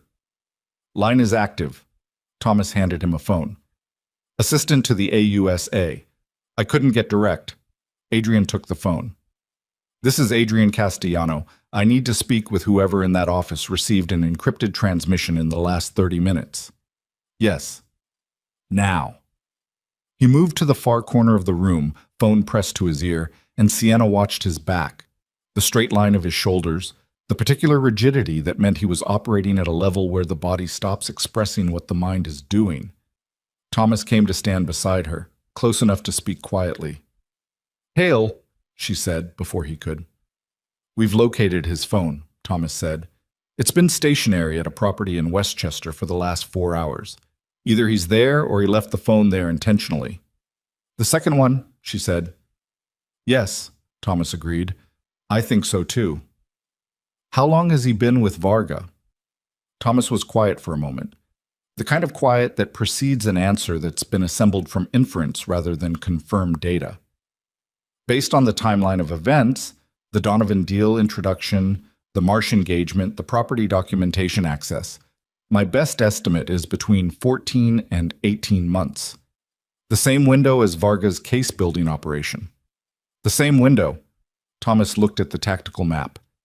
Which means Hale was either recruited before Varga began or was the catalyst that allowed Varga to begin. Either way, he has been inside Adrian's operational planning for that entire period.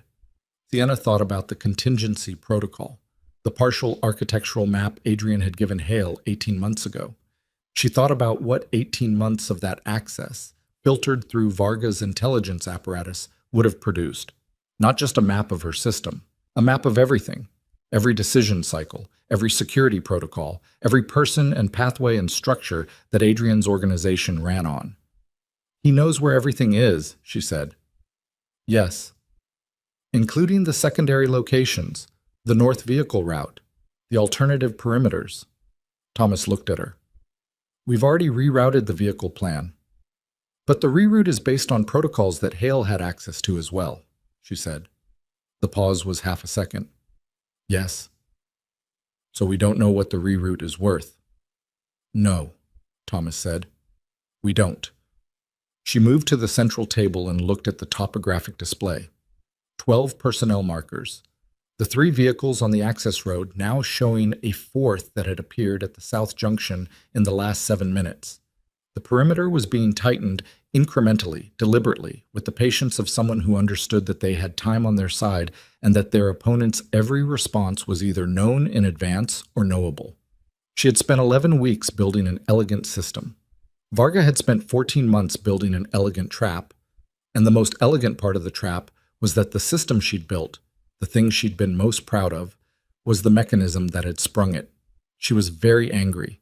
The anger was clean now, refined down to its essential structure after the complicated layers of the last few hours. It was useful anger. She knew how to use useful anger. I need access to the full system, she said to Thomas.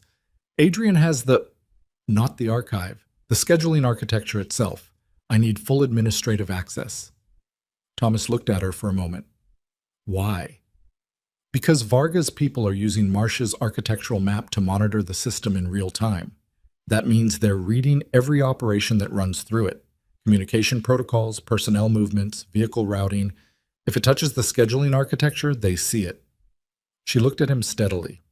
Unless I change the architecture. Thomas was quiet. You built it, he said. I built it. I know every load-bearing element in it, and I know which elements can be restructured without breaking the system entirely. If I rebuild the routing logic on 3 key pathways, the external monitor, Varga's access point, wherever it is, will be reading a map that no longer matches the territory. She stopped. It will take 40 minutes. Maybe less. We may not have 40 minutes. I know. She looked at the tactical map. The south vehicle, the east perimeter where Kowalski had gone down, the idle engine on the north access road. So I'd better start. Adrian came back across the room. He lowered the phone and his expression had shifted, not to something better, but to something more decided. The look of a man who has received information he was not glad to receive and has already integrated it and moved forward.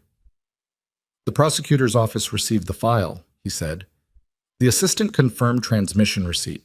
The AUSA himself is not in the building at this hour. They're attempting to reach him. He stopped. I couldn't give them more than 30 seconds of context. They're going to treat it as an anonymous submission until morning unless someone escalates. The journalist, Thomas said. Same situation. Overnight skeleton crew. The editor I trust doesn't receive messages through the publication's general line. Adrian looked at the tactical map. The oversight body will have a duty officer. Thomas, already on it. The attorney is the variable. He has standing instructions, and he is personally motivated to act on them. But if Varga's people are moving to those 4 locations, they're not going to those locations, Sienna said. Both men looked at her. Think about the timeline, she said. Varga's people identified this property at 3:12. They've been staged outside for 90 minutes. They saw the extraction in real time, the transmission going out, the recipients confirmed. If they were going to move on those 4 locations, they would have moved the moment the transmission completed. They had a window before any of those offices could act on what they received. She looked at the south vehicle on the display. They didn't move. They're still here. All of them. What does that tell you? Adrian said. It tells me the file isn't the primary objective anymore, she said. Or it never was. She looked at him. The file was leverage. Evidence of what you had. A test of how you'd respond to pressure. But Varga is still outside with his people staged at your perimeter at 4:50 in the morning, which means there is something else he wants that the file doesn't give him. The room was quiet for a moment. He wants me, Adrian said. Not with fear, with the flat recognition of a man identifying a fact. He wants a conversation, she said. That's what the idle engine is. That's what the East Perimeter Scout was. Not an infiltration, a message. He's been communicating for the last 90 minutes, and we've been reading it as threat preparation when it's actually an invitation. Thomas made a sound that wasn't quite disagreement. An invitation with 20 armed personnel. Because he's Lucien Varga, and that's his preferred way of making invitations. She looked at Adrian. He wants a meeting, direct.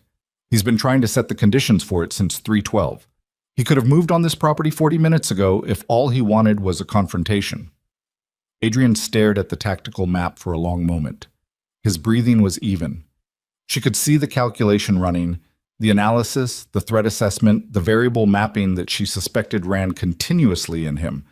The way background processes run in a computer, always active, always updating. Sienna, he said. Yes. What you said about restructuring the system architecture, how certain are you that it works? 85%, she said. The remaining 15 is the time variable. If they're actively monitoring and they notice the restructure in progress, they'll know what I'm doing. How long before they'd notice? If they're watching actively, 15 minutes. If it's automated monitoring, 30. He looked at Thomas. What do we have on automated versus active monitoring? Unknown, Thomas said. Estimate. Thomas thought for 2 seconds. Automated. Varga's people are staged outside. They're not sitting in a monitoring facility watching a screen. They sent the alert when the extraction triggered and they confirmed recipient data, but they're not running active surveillance on a system through a mountainside property at this hour. It's automated. 30 minutes, Adrian said. He looked at Sienna. Start now. She was already moving to the station before he finished the sentence. The keyboard felt familiar under her hands. The system opened the way it always did, cleanly, with the particular logic she'd embedded in its structure over 11 weeks. She navigated to the administrative layer, the deep architecture that sat underneath the operational surface, and she began. Behind her, Adrian was speaking to Thomas again, low and rapid. She tuned it to the level of background, present, monitored, not consuming bandwidth she needed. She worked the way she worked best, which was precisely and without pausing to second-guess what she'd decided, because second-guessing in the middle of a structural process was how systems broke. She found the first load-bearing pathway, the one that routed personnel movement communications, and began the restructure. Not a full rebuild, a reroute. Change the logic tree at the point where it branched toward the external-facing node, redirect it through a new internal pathway that the Marsh Architectural Review had never seen because it didn't exist yet. She was building it as she moved. Her hands were steady. She noticed them being steady and found this almost interesting. The rest of her body was not particularly steady. Her heart rate was elevated. There was a tension across her shoulders that had been there since the knock on the east room door. Her mouth was dry. But her hands knew what they were doing, and they did it without asking the rest of her for permission. 8 minutes into the restructure, Adrian crouched beside her. Not to check her work. She knew from 4 years of practice that he didn't second-guess her work once it was in progress. He crouched beside her because he wanted to speak at a level that didn't carry across the room. The meeting, he said quietly. If I request it, if I send a signal that I'm willing to talk, the conditions would be his. She kept working. Yes. His conditions will include a location, a configuration, and probably a restriction on personnel I can bring. Yes. He will also have read the extraction. He knows what's in the file and who has it, which means he knows that the file going public is now my primary leverage and his primary problem, which makes the file the thing he wants to negotiate. He wants me to agree not to push the recipients to act on it, or to send a withdrawal communication. Can you do that? Yes, he said. I could send a communication characterizing the transmission as erroneous. It would reduce the urgency. He paused. It would not fully neutralize the risk for him. A federal prosecutor with documentation of financial crimes doesn't simply discard it because the source sends a second message. But it would buy Varga time. 6 to 8 weeks, possibly more. And in 6 to 8 weeks, with Hale's continued access and Marsh's architectural review, he would build something I couldn't counter. He said it without softening. This is a single-point decision. Either I go in and end it tonight, or I manage it for 6 to 8 weeks and lose. She kept her eyes on the screen. Her hands kept moving. End it how? Lucien Varga has an organization of 240 people and a criminal and financial infrastructure that has been building for 11 years. He cannot be ended in the conventional sense. He paused. But he can be ended as a threat to the specific people and operations he has targeted, which requires, at minimum, a negotiated arrangement made with sufficient witnesses and stakes to hold. You're going to negotiate a ceasefire. I'm going to offer him something worth more than whatever he gets from continuing to come at me. He was quiet for a moment. Which means I need to know what that is. She stopped typing for 1 second, looked at him. You don't know what you're going to offer him. I know the category, not the specific. He met her eyes. He wants something he can't get by force. If force was sufficient, he would have moved on this property already. There's something he wants from a conversation that he can't take from a confrontation. Information, she said. Possibly. Or a guarantee. Something only you can guarantee. Yes. She went back to the keyboard. Her mind was running 2 parallel tracks simultaneously, the restructure in her hands and the negotiation problem in her head. And she let them run in parallel because that was the only way she knew how to work, and she'd stopped apologizing for it years ago. The Donovan deal, she said. He was still crouched beside her. She felt him go very still. The acquisition is legitimate, she said. The Donovan Group is clean, or clean enough. But the deal structure, the financial routing involved in the acquisition, passes through infrastructure that Varga has visibility into through Hale. She kept typing. If Varga is monitoring that deal, he can see where the capital flows are going. And if he's been monitoring it for 9 months, he knows the destination. She stopped. Does the Donovan acquisition have a downstream component that isn't in the public documentation? A beat. Yes, Adrian said. What is it? Another beat. Longer. A controlling interest in a freight logistics company operating in 3 jurisdictions where Varga has significant distribution infrastructure. She processed that. You're buying into his supply chain. Adjacent to it. Not intentionally. The logistics company was a secondary asset in the acquisition, and its operational geography wasn't... He stopped.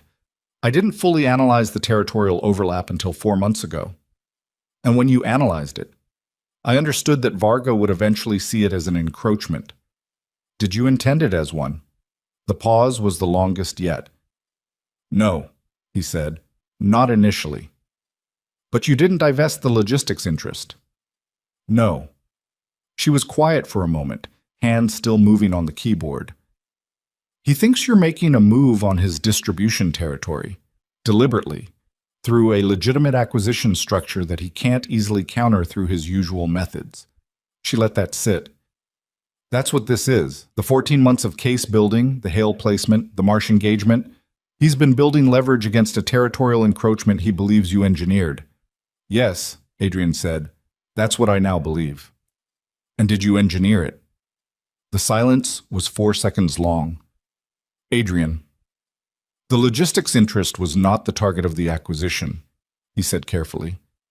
The territorial overlap was identified after the deal was structured. The decision not to divest was made because the logistics operation has significant legitimate value independent of the territorial question. He stopped. All of that is true. And the other thing, she said, the thing that's also true. He didn't answer. You knew it would pressure him, she said. Not an accusation, just the information named.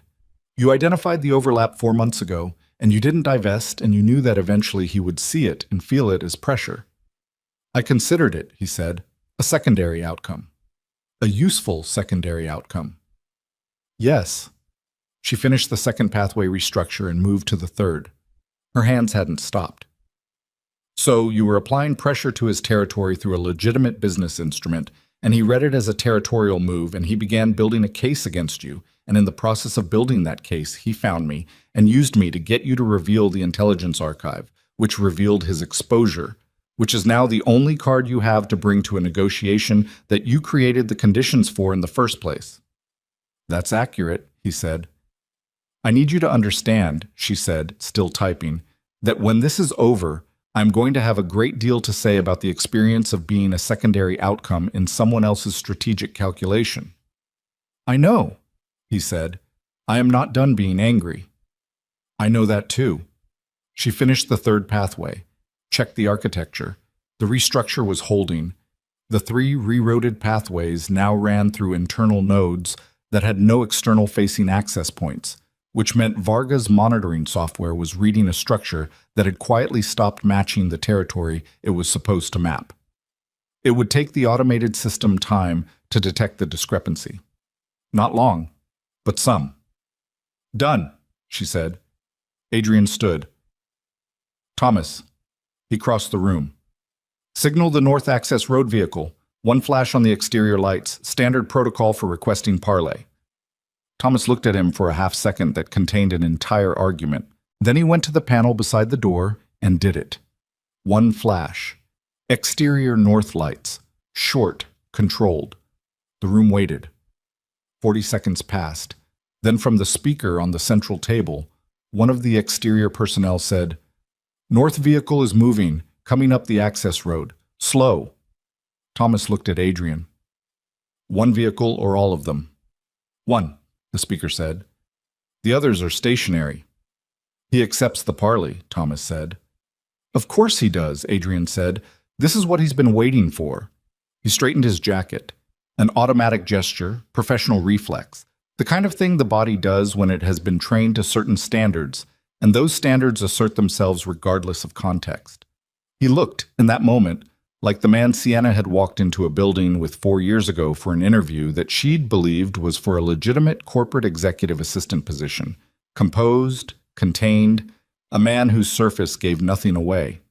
She knew now what the surface was containing. I'm coming with you, she said. No.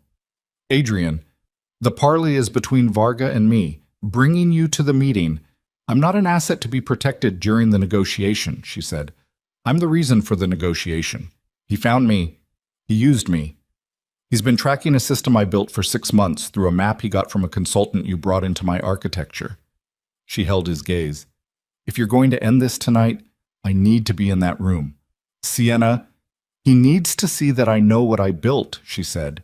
He needs to understand that I understand the full scope of the systems I've been operating inside. That's what makes me a credible part of any agreement you negotiate.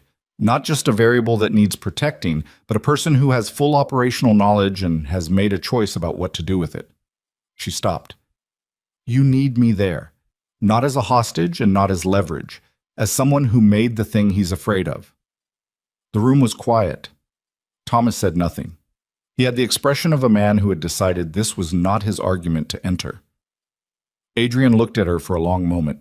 The exterior north lights reflected through the far window, distant and cold, and somewhere on the access road a single vehicle was climbing toward them, with Lucien Varga or his representative or both. And the 12 personnel on the perimeter held their positions, and the mountain held its cold, and in the operations room at the center of all of it, a man who had spent 4 years deciding what Sienna Vale needed to know was looking at her, and, for once, not deciding. Stay 1 step behind me, he said. Don't speak first. Don't react to anything he says before I do. Understood. If he makes an approach toward you, he won't, she said. I'm not a threat to him, and he knows it. I'm information. He'll treat me as information. Adrian held her gaze for 1 more second. Yes, he said. He will. The forecourt was cold and fully lit when the vehicle arrived. Adrian had instructed the exterior lighting to full operational level, not an aggressive gesture, a transparent one. This is what we have. This is where we stand. Varga would read it correctly. He read everything correctly, which was the quality that made him dangerous, and, in this specific circumstance, the quality that might make a negotiation possible. The vehicle that stopped in the forecourt was a black sedan, understated, no visible security modifications, which was itself a kind of statement. The driver remained inside. The rear door opened and a man got out. Sienna had never seen Lucien Varga in person. She had heard his name in corridor fragments, understood his organizational weight from context, assigned him a face in her imagination that was probably wrong. The reality was a man in his late 50s, medium height, wearing a dark overcoat over a suit that was not as expensive as Adrian's but was worn with more comfort, as if he'd stopped performing for his clothes some years back and they had adjusted accordingly. His hair was gray and close-cropped. His face had deep lines and the particular stillness of someone who had learned, probably through direct experience, that movement costs more than stillness. He looked at Adrian first, then at Sienna. His gaze moved over her with the systematic quality of assessment, not hostile, not dismissive, simply comprehensive, the way you look at a document you've heard about and are now reading for the first time. "Castellano," he said. His voice was lower than she'd imagined and had an accent she couldn't immediately place. Eastern European origin, significantly smoothed by decades of somewhere else. "Varga," Adrian said. "I wasn't expecting—" Varga looked at Sienna again. A fraction of a pause. "Her. She wanted to be here," Adrian said. Varga's expression moved in a way that might have been appreciation and might have been something more calculated. "Smart," he said, not to Adrian, to Sienna directly. She didn't respond. She'd agreed to the terms. "Inside," Adrian said. "I'd prefer out here," Varga said. "I spent 7 weeks in a room with no windows in 2009, and I find I am not fond of rooms at present." Adrian looked at him for a moment. Then, with the specific deliberateness of a man making a small concession to set a tone, "Fine." They stood in the forecourt, the three of them, in the cold and the full light, with the mountain above them and the security perimeters holding their careful distances, and the sedan in the forecourt and its driver who had not moved. "The file," Varga said, "your transmission." "Goes public if anything happens to me, her, or the 4 recipients," Adrian said. "You know that already?" "Yes." Varga put his hands in his overcoat pockets. "I've read it. The architecture of what you've collected is impressive. 11 months. He said the number without inflection, but the number carried weight. "You spent 11 months preparing that." "I spent 11 months ensuring I had a reason not to use it," Adrian said. "There's a difference." Varga looked at him. "Victor Hale," he said. "Yes." "He came to us," Varga said. "I want you to understand that. I did not recruit him. He identified himself as someone with access to your operation and a willingness to share that access in exchange for specific considerations." He paused. "I accepted his offer. That is my responsibility, and I don't minimize it. But his choice was his own." "What considerations?" Adrian said. "Financial, and a guarantee of position in a restructured organization." Varga's mouth moved slightly. "He believed your organization was declining, that I was the ascending force, and that positioning himself with me was the correct long-term calculation." He stopped. "His calculation was not without logic given the information available to him." "And now," Adrian said. "And now," Varga said, "the information available to him has changed." Sienna was watching Varga's face while he spoke. She was doing the thing she'd developed over 4 years of watching Adrian in negotiations, tracking not the words, but the architecture underneath the words, the decisions being made in real time about what to reveal and what to hold. Varga was a man who had built something large and had spent 11 years protecting it, and he was standing in a cold forecourt at 5 in the morning because something had shifted in his calculation, and he had chosen negotiation over the alternative. She thought about what Adrian had said. He wants something he can't get by force. She looked at Varga, and she understood, with the particular clarity of someone who has spent 4 years watching powerful men communicate in the space between their words, what that something was. "The logistics company," she said. Both men looked at her. She had broken the terms. She didn't care. The freight logistics interest in the Donovan acquisition, she said, directly to Varga. That's what this has been about. You read the acquisition as a territorial move. You responded with a 14-month intelligence operation because the legitimate structure of the deal left you no conventional recourse.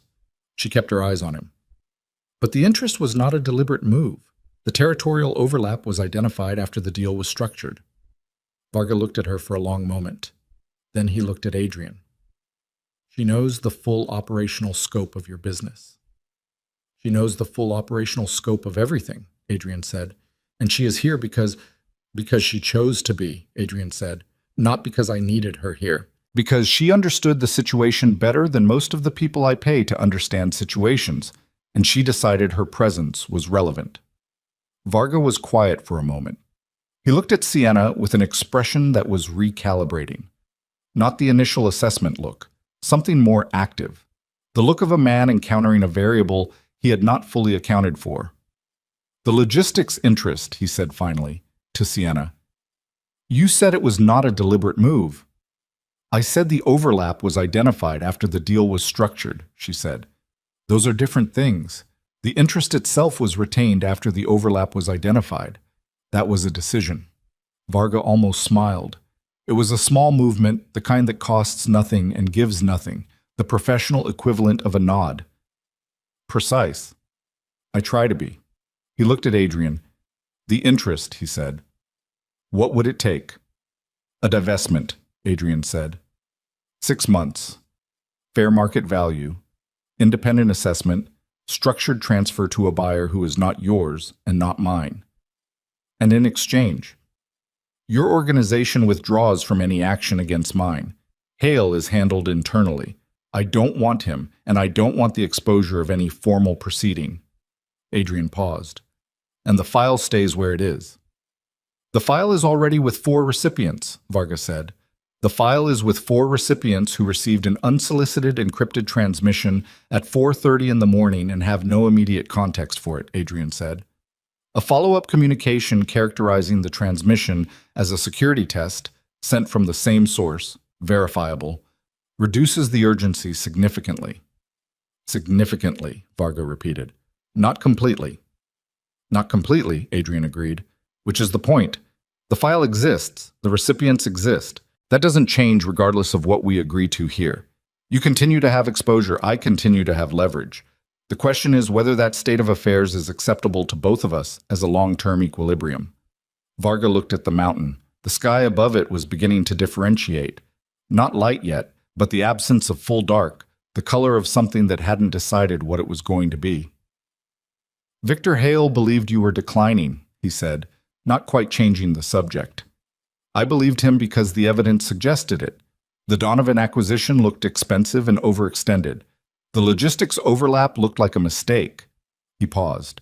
But a man who has spent 11 months building an intelligence archive of the quality I read tonight is not declining. He is waiting. Yes, Adrian said, waiting for exactly this conversation.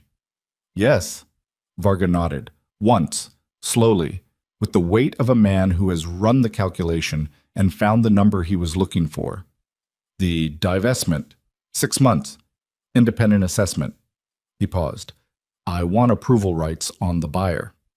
No, Adrian said. Independent means independent. I'll agree to a list of excluded buyers, not yours and not mine, as I said, and a joint appointment of the assessing firm. Varga was quiet for 4 seconds.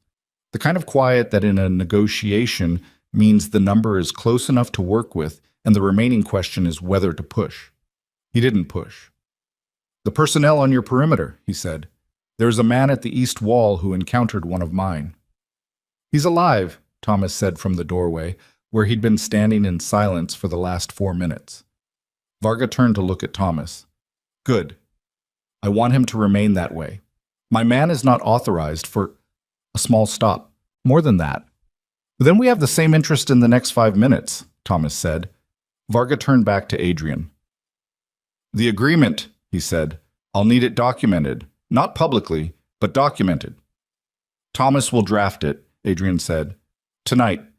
You'll have a copy before your vehicles leave this property. And Hale. Hale is mine, Adrian said. There was no temperature in those 3 words. No heat, no cold, just the finality of a door closing. He made his calculation. He'll live with the consequences of it. You don't need to concern yourself with how. Varga looked at him for a moment. You've never made an example of anyone. No, Adrian said. I haven't. He met Varga's eyes. But I have ensured consistently that the people who work for me understand that the cost of miscalculation is not recovered. Hale will understand that, thoroughly. Sienna stood 1 step behind Adrian and watched Lucien Varga look at the man she'd worked for 4 years and reach whatever conclusion he reached, and then Varga looked at her, directly, for the 3rd time. And this time the look was different from either of the first 2. Not assessment, not recalibration. Something she could only describe as acknowledgement. You built the system he used to store the file that is currently sitting in 4 inboxes, Varga said to her. Yes, she said. And you restructured it tonight. In the last, he glanced at his watch, 40 minutes. So that whatever my monitoring was reading no longer matches what's actually there. She didn't confirm it. She didn't need to. You are very good at what you do, he said. I know, she said. Something moved in his expression, the almost smile again. And what are you going to do next? It was a genuine question. She could hear the genuine in it, underneath the strategic surface, the way she'd learned to hear the real thing underneath the performed thing in 4 years of working for a man who had spent a long time keeping them separate. She looked at Lucien Varga, who had spent 14 months building leverage against a territorial pressure that had started as a mistake and become a choice, who had sent a scout to an east perimeter and an idling engine to a north access road, and a text message that said, we already know, and had climbed a mountain at 5 in the morning to stand in cold light and negotiate instead of escalate. She thought about what she was going to do next. She thought about the system she'd built and what it had been used for and what she now understood about the distance between the work you do and what the work becomes. She thought about 4 years. She thought about 11 minutes. She was about to answer when the radio on Thomas's belt produced a sound. Short, sharp, a single burst of static. And Thomas's hand went to it immediately, and the one word that came through the static was enough to change the shape of every person in the forecourt. The word was Hale, and the voice that said it had the specific compression of someone reporting from a position that has just become dangerous. Thomas, Adrian said, not looking away from Varga. Report. Thomas pressed the radio. Say again. The static returned. Then the voice, one of the perimeter personnel, southeast position, came through with 6 words that hit the cold forecourt air like something physical. Hale is on the property, armed. Sienna felt Adrian go still beside her with a completeness that was different from any stillness she had seen in him before. Not the stillness of control. The stillness of a man who has just understood that the negotiation he was in the middle of was never the real problem, and the real problem had just walked through a perimeter that Hale himself had mapped and was somewhere in the dark of a mountain property moving toward a specific target. Varga turned. His face had shed every layer of negotiator and was showing something underneath that was genuine and unguarded. That is not mine, he said, quietly, with the particular emphasis of a man making a distinction that matters. I know, Adrian said. He looked at Thomas. Where? Southeast, moving north. Thomas was already on the radio. He's heading for the exterior lights went out. All of them.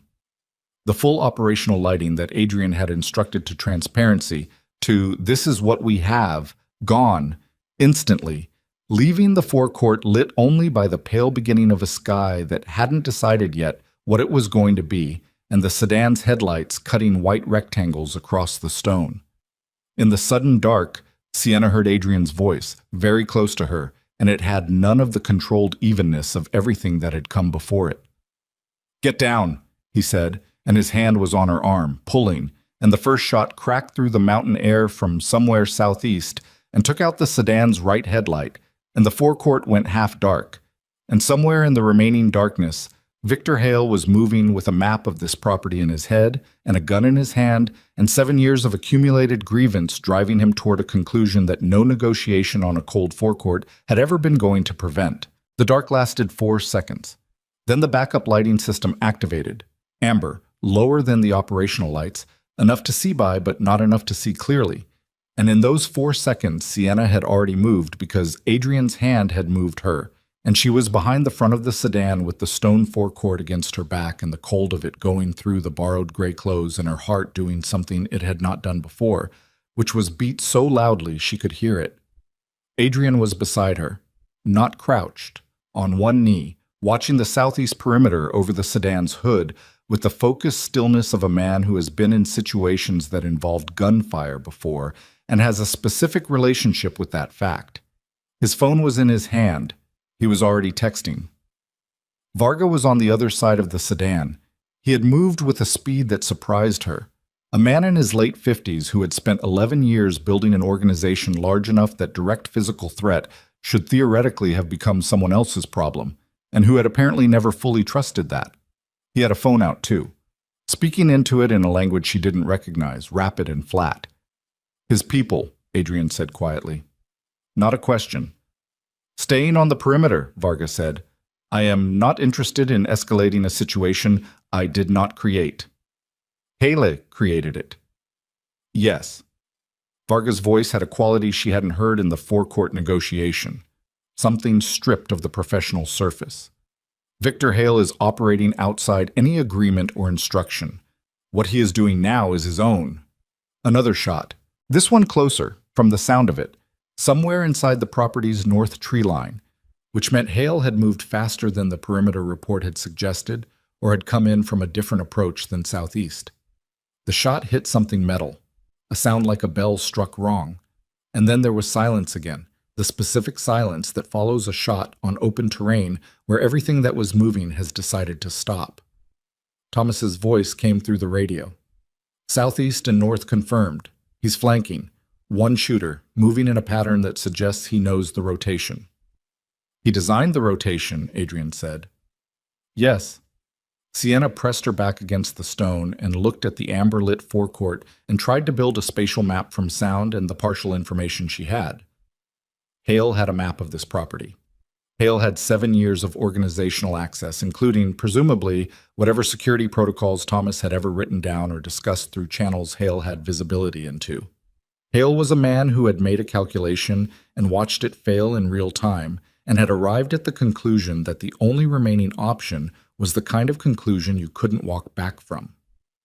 She understood, with a cold clarity she hadn't known she was capable of, that Hale was not here for the negotiation. He was not here to stop it, or to leverage it, or to create a new condition. He was here because a man who has bet everything on a side that has just lost doesn't have negotiating position. He has only the thing he's holding. He's going to try for Adrian, she said. Varga looked at her across the front of the sedan. Yes, he said, not me. You are relevant, Varga said. The word was precise and uncomfortable and honest. But you are not the source of his grievance. His grievance is 7 years of service to a man who, in his reading, never adequately recognized it. The logistics interest, the Donovan deal. He told us Adrian was attempting to build something that would eventually absorb or eliminate the operational infrastructure Hale had spent 7 years constructing. That Adrian's long game was consolidation. That there would eventually be no place for him in what Adrian was building. He paused. Whether that is true I cannot say, but that is what Hale believes. Sienna looked at Adrian. In the amber light, his face was not performing anything. He was looking at the north tree line, and his expression had the quality of a man accounting for something. Is it true? She said. He looked at her. Not in the way he believes it. But the organization is changing, has been changing for 3 years. The legitimate structures are being built to eventually carry the full operational weight. That process requires consolidation, yes. Reduction of certain infrastructure. He stopped. People like Hale, the people whose roles were built for the operational architecture of 10 years ago, would need to transition or leave. He found out. He would have found out eventually. I hadn't told him yet because the timeline was... He stopped himself, looked at the tree line again, because I kept making the decision to do it later. Because telling him later was more convenient than telling him now. Yes, he said. That's accurate. She filed that. She filed all of it. There was a body of accounting that needed to happen between them, and it was not going to happen in an amber-lit forecourt with a man in the north tree line and a Varga operative on the other side of the sedan, but she was keeping a precise record of everything that needed to be in it. Thomas's radio crackled. He's at the northeast corner, coming along the wall. Adrian was on his feet before the report finished. Northeast corner to the main entrance is 30 seconds at a run. Thomas, I need Reyes and Callahan at the main entrance now. Already moving, Thomas said. Varga. Adrian looked across the sedan. I need your people to hold the south perimeter. Nothing moves south for the next 10 minutes. Varga looked at him for a moment. The assessment in it was quick and complete. 10 minutes, he said, and spoke into his phone. Adrian looked at Sienna. You stay here, behind the sedan. You do not move toward the building. You do not move toward the tree line. You do not... Adrian! She said it the way she'd said it in the bar, in the corridor, in the operations room. The way that meant I'm a person, not a logistics problem. Go. He held her gaze for 1 second that was longer than 1 second. Then he moved. He went along the front of the building, staying close to the stone wall, moving with the specific economy of someone who had done this before in the way that you either have or you haven't. Thomas fell into position behind him from the main entrance doorway. He'd come outside during the radio exchange without Sienna noticing, which was either impressive or a measure of how fractured her attention had been. Sienna stayed behind the sedan for approximately 45 seconds. Then she thought about what she knew and what she could do with what she knew, and she made a decision that she was aware was contrary to specific instructions and did not care. And she moved, not toward the building, not toward the tree line, toward the operations room window. Ground level, amber lit, visible from the east side of the forecourt. She moved low and fast and got to the window and looked in. The operations room was still running. 2 of the personnel had remained at their stations, either by instruction or by the specific professionalism of people who understand that a crisis in one part of the building doesn't stop being tracked in another. The topographic display was still active, and she could see it through the glass clearly enough. She could see Hale's position. One of the personnel markers on the display was moving in a way that was different from the others, faster, with a directness that the rotation patterns didn't have. It had a different color designation than the authorized personnel markers. He was inside the main entrance. He was already inside. She pressed her palm against the window glass, and the personnel inside didn't see her. Their backs were to the window, and she did the fastest calculation of her life, which was, if Hale was already inside and Adrian and Thomas were moving toward the main entrance from outside, they were going to meet him in the entry corridor, and they would not know he was already past the point they were moving toward. She had no radio. Her phone was dead. The window was, she checked, latched from inside. She moved to the north door, which was the door she'd come out of with Adrian 40 minutes ago, and she tried it, and it was unlocked because in the 4-hour scramble of the last hour and a half, the north door had been used as a primary egress, and nobody had thrown the secondary bolt. She went inside. The estate was amber lit throughout. The backup system was building wide, and she knew the layout now from one night's navigation and one morning's urgency, which was not enough and was all she had. She moved through the north corridor toward the operations room because the operations room had radio equipment, and she needed radio equipment, and that was the decision. She was 12 feet from the operations room door when she heard it. Footsteps. Not from the main entrance corridor, from the side passage that connected the main building to the east wing, a route she'd seen on the topographic display but never walked herself. The footsteps were not hurrying. They were deliberate. The footsteps of someone who knew exactly where they were going. She stopped. She pressed herself against the wall of the north corridor, and she breathed as shallowly as she could manage, and she thought very clearly and rapidly about the geometry of her situation. The operations room was 12 feet ahead. The footsteps were behind and to her right from the east wing passage, coming toward the intersection that would bring whoever was walking into this corridor in approximately 7 seconds. She counted. At 4 seconds she moved, forward, fast, covering the 12 feet to the operations room door, pushing through it. The two personnel turned from their stations and looked at her with expressions that shifted from alarm to recognition in the time it took her to close the door and get to the nearest radio panel. "Hale is in the East Wing Passage," she said, "coming into the North Corridor. I need Thomas on this channel right now." The nearer of the two personnel, a woman in her 30s with a close-cropped haircut and the specific composure of someone whose job involved composure, was already on the radio. "Thomas, North Corridor. Subject is inside. East Wing approach." Static. 3 seconds. Then Thomas's voice, slightly compressed, from somewhere that had the acoustic quality of an exterior stone wall. "Copy. Where is she?" "Operations room," the woman said. "Lock the door," Thomas said. "Do not open it until you hear my voice directly. Not over radio. Direct." The woman looked at Sienna. Sienna looked at the door she'd just come through. There was no lock on it. It was a push-handle door, no mechanism, the kind of interior door in a building that wasn't designed to be locked from the inside because it was supposed to be defended from the outside. "There's no lock," Sienna said. The woman processed this in approximately 1 second, and then she stood up from her station and put her back against the door. Not elegant, entirely practical. "Thank you," Sienna said. "Don't thank me yet," the woman said. Sienna turned to the second personnel, a man, younger, who had been watching this exchange with the controlled expression of someone in a high-stakes situation who has determined that his most useful contribution is to keep running the systems he was running. "The topographic display. Where is Hale now?" The man looked at his screen. "He stopped." A beat. "North Corridor, he stopped." She looked at the door. The woman against it was 5'6" and fit, and probably well-trained, and was still a person holding a door against someone who had already fired twice tonight. "He knows this room is here," Sienna said. Not to either of them specifically, just the information, named. "He has the property layout. He knows this is the operations center." "Yes," the younger man said. "He does." Outside the door, through the stone wall, there was no sound. Nothing. The amber light hummed its quiet hum, and the topographic display updated in its measured intervals, and somewhere on the forecourt, Lucien Vargo was on his phone maintaining a south perimeter. And outside the east wall, Kowalski was alive. And somewhere in the building, Adrian and Thomas were moving toward a point that Hale had already passed. She picked up the radio handset, found the channel Thomas had been using.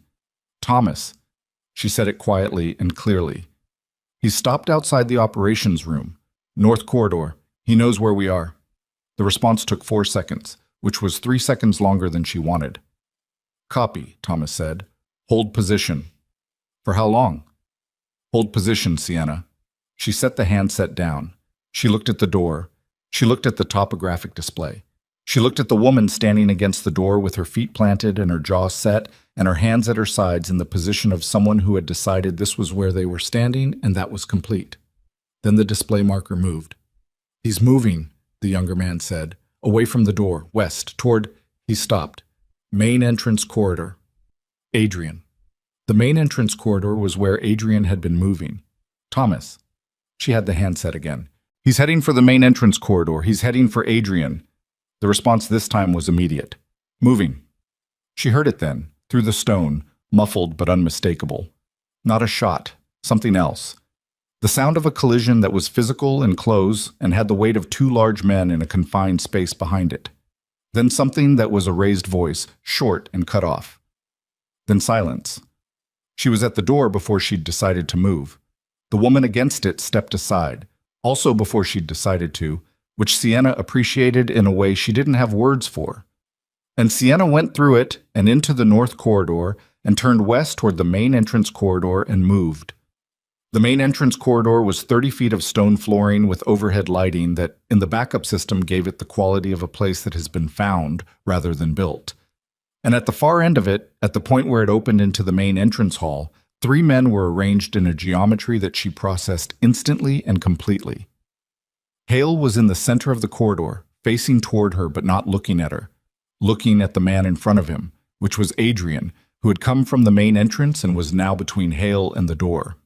Thomas was behind Hale, which meant Hale was bracketed, which should have resolved the situation. except that Hale had the gun at his side in a way that was not surrender and not active threat, but was very specifically the position of a man who has not decided yet. Adrian was looking at Hale with an expression Sienna had never seen on him before. Not the cold calculation of threat assessment, not the managed distance of professional control. Something older and more complicated. The expression of a man looking at someone he had known for 7 years and finding in that face the specific damage of a thing that had gone wrong slowly enough that neither of them had seen it happening. "Victor," Adrian said. His voice was quiet. No operational control in it. Just his voice. Hale looked at him. He was breathing hard. A man who had moved through a mountain property in cold air, who had fired twice, who had been running a plan that had just collided with a reality that didn't match his map. He was in his 50s, silver-templed, and in the amber light of the corridor he looked less like the man Sienna had met twice in formal meetings, and more like what he actually was, which was someone who had spent 7 years being essential to something and had watched that essentialness begin to expire. "You were going to cut the operations," Hale said. "Not an accusation, a statement. The kind that has been held for a long time and has calcified." "Not cut," Adrian said. "Transition. For you there's a difference. There's always a difference between those two things. Not for me." Hale's breathing was audible. "Not for the people who built what you're planning to replace." He looked at Adrian with something that was not hatred. She had expected hatred, and this was not it. It was something more worn than hatred. 7 years. I built the operational logistics of this organization from a regional operation into what it is. I hired the people. I structured the routes. I designed the protocols that Thomas uses, that everyone uses, and you were going to transition me out like an outdated system. "I was going to offer you a role in the legitimate structure," Adrian said. "You were going to offer me a desk," Hale said. "Managing compliance documentation for a holding company. I've seen the org chart. Thomas showed me the transition framework 6 months ago without realizing I'd understand what I was looking at." Adrian's jaw moved, the small horizontal tightening she knew. "I should have talked to you," he said. Hale looked at him. The gun was still at his side. Thomas was still behind him. The corridor held all of it, amber and close. "Yes," Hale said. "You should have." "I didn't because I kept deciding to do it later. That's the truth." Adrian said it without qualification. The way he'd said "I know" to her in the forecourt, not strategy, just the fact, delivered plainly. "I made the same mistake with you that I've made with the people I value most, which is to believe that the work of protecting something is a substitute for the work of being honest about it. It isn't." Hale looked at him for a long moment. The gun moved, not raised, the opposite. His hand opened and the gun tilted away from his palm, and Thomas stepped forward and took it with the practiced efficiency of someone who had been waiting for that exact movement, and then it was done. Not dramatically, not with a speech or a moment of visible resolution. Just a man whose hand opened and a gun that changed hands, and the specific exhaustion of someone who has reached the end of a decision that was wrong from the beginning and has finally stopped carrying it. Hale put his back against the corridor wall and slid down it until he was sitting on the stone floor. He put his hands on his knees and looked at them and did not say anything else. Thomas secured the weapon and looked at Adrian. Adrian looked at Hale on the floor. He crouched down, eye level. "The way you talk to someone who is done standing." "You fired twice," he said. "Warning shots," Hale said. To the floor. I wasn't going to." He stopped. "I don't know what I was going to do. I had a plan, and then I was here and the plan stopped making sense." "Plans generally do," Adrian said, "when you're inside them." Hale looked up. His eyes were red-rimmed in the amber light. Not from crying, from the cold and the exertion, and the specific rawness of a man who has been holding something for 14 months and has just put it down. "Varga." "He's outside. We were in the middle of an agreement when you arrived. He didn't send me. I want you to understand that." "I know. He told me." "I came because—" Hale stopped, started again. "I came because I couldn't let you make an agreement that kept you standing and me—" He stopped again. "I told myself it was tactical. It wasn't tactical." "No," Adrian said. It wasn't.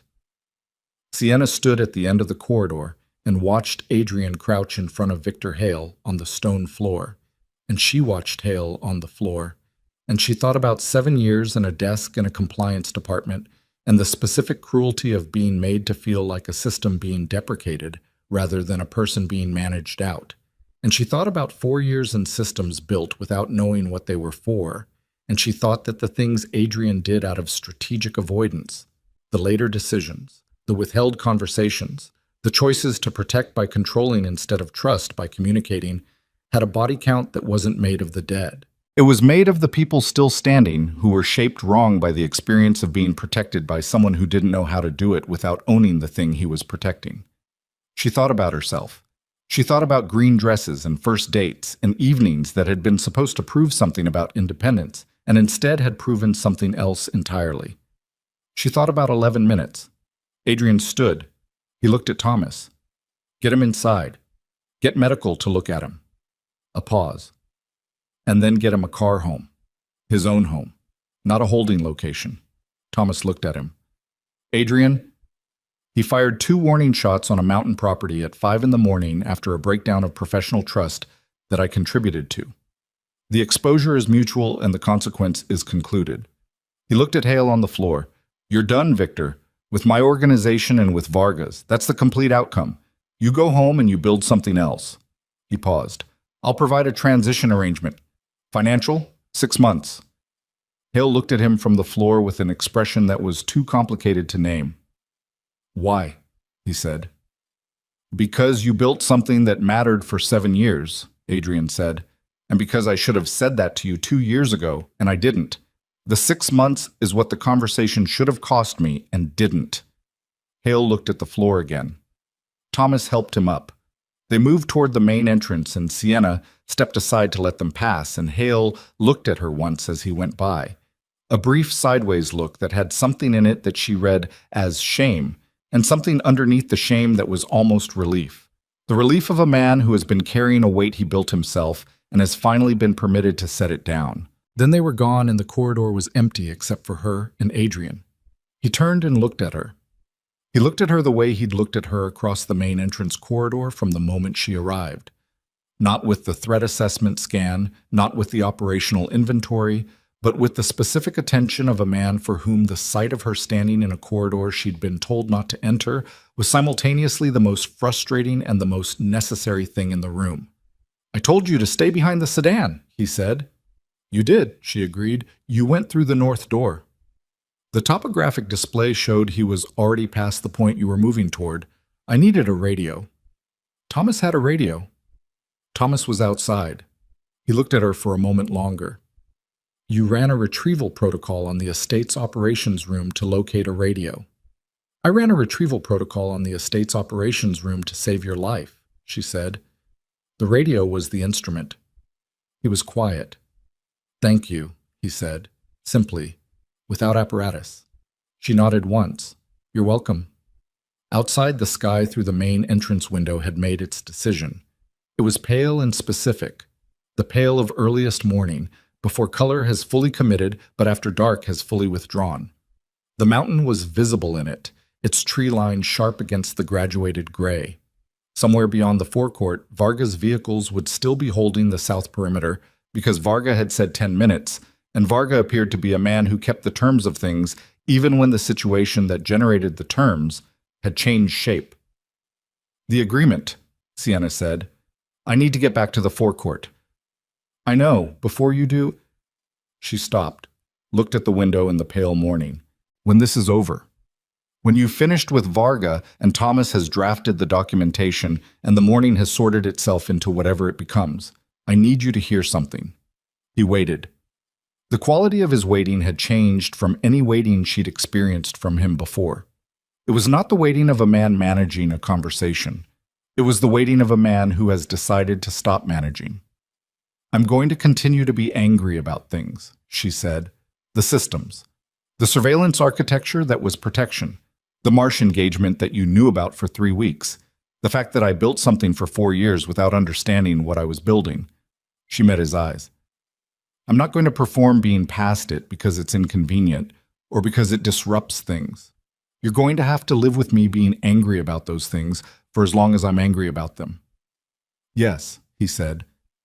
And in exchange for that, she said, I need you to understand something about what I'm offering. I'm not... She stopped, looked for the precise language. Precision was a habit she had, and she wasn't going to break it now. I'm not going to pretend that tonight didn't change the accounting. I know what you did before you came into that bar. I know what 11 minutes cost and what it was. I know the difference between the protection and the control, and I know they were both real, and I know which one I can work with and which one I can't accept. She stopped again. What I need from you, going forward, is the honesty, not the protection, the honesty. He looked at her. The pale morning was behind him in the window, and the amber backup lights were still running, and the corridor was stone and cold and entirely unglamorous, and none of it mattered. You'll have it, he said, both. But the honesty is not conditional. No, she said, it isn't. She moved past him toward the main entrance. He fell into step beside her, and the closeness of it, the natural, uncalculated proximity of two people walking the same direction, was different from 4 years of professional adjacency in a way that she didn't have language for yet, but recognized as significant. Outside, Varga was where they'd left him, on the forecourt beside his sedan with one working headlight, his phone in his hand and his overcoat buttoned against the morning cold. He looked at them as they came through the main entrance, at Adrian first, at the absence of crisis in his posture, and then at Sienna at his side and the specific quality of the side she was occupying, and something in his expression settled. Your man, Adrian said. Hale. Is he alive? Going home. Adrian looked at Varga steadily. As I told you, what happens to him is concluded. Varga nodded. Once. The agreement, he said. Thomas will have it ready in 30 minutes. You can wait inside if you prefer. Margaret will. I prefer the air, Varga said. He looked at the mountain, the tree line, the pale morning working its way down toward the estate. I find I have a tolerance for cold that I did not have in 2009. Thomas appeared in the main entrance behind them. Draft is started. 40 minutes. I have time, Varga said. There was a pause in the forecourt that was not uncomfortable. The specific pause of people who have been through something together that was not of their choosing and have arrived by various routes at a point past it. Varga looked at the mountain. Adrian looked at the property's damaged exterior light.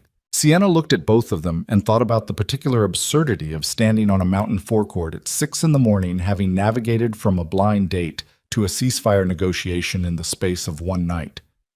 The woman, Varga said, to Adrian, but with his eyes still on the mountain. Your assistant. Yes, Adrian said. She is not your assistant. Adrian was quiet for a moment. No, he said. She's not. Varga looked at Sienna then, the recalibrating look again, the one she'd first seen when she'd spoken about the logistics interest.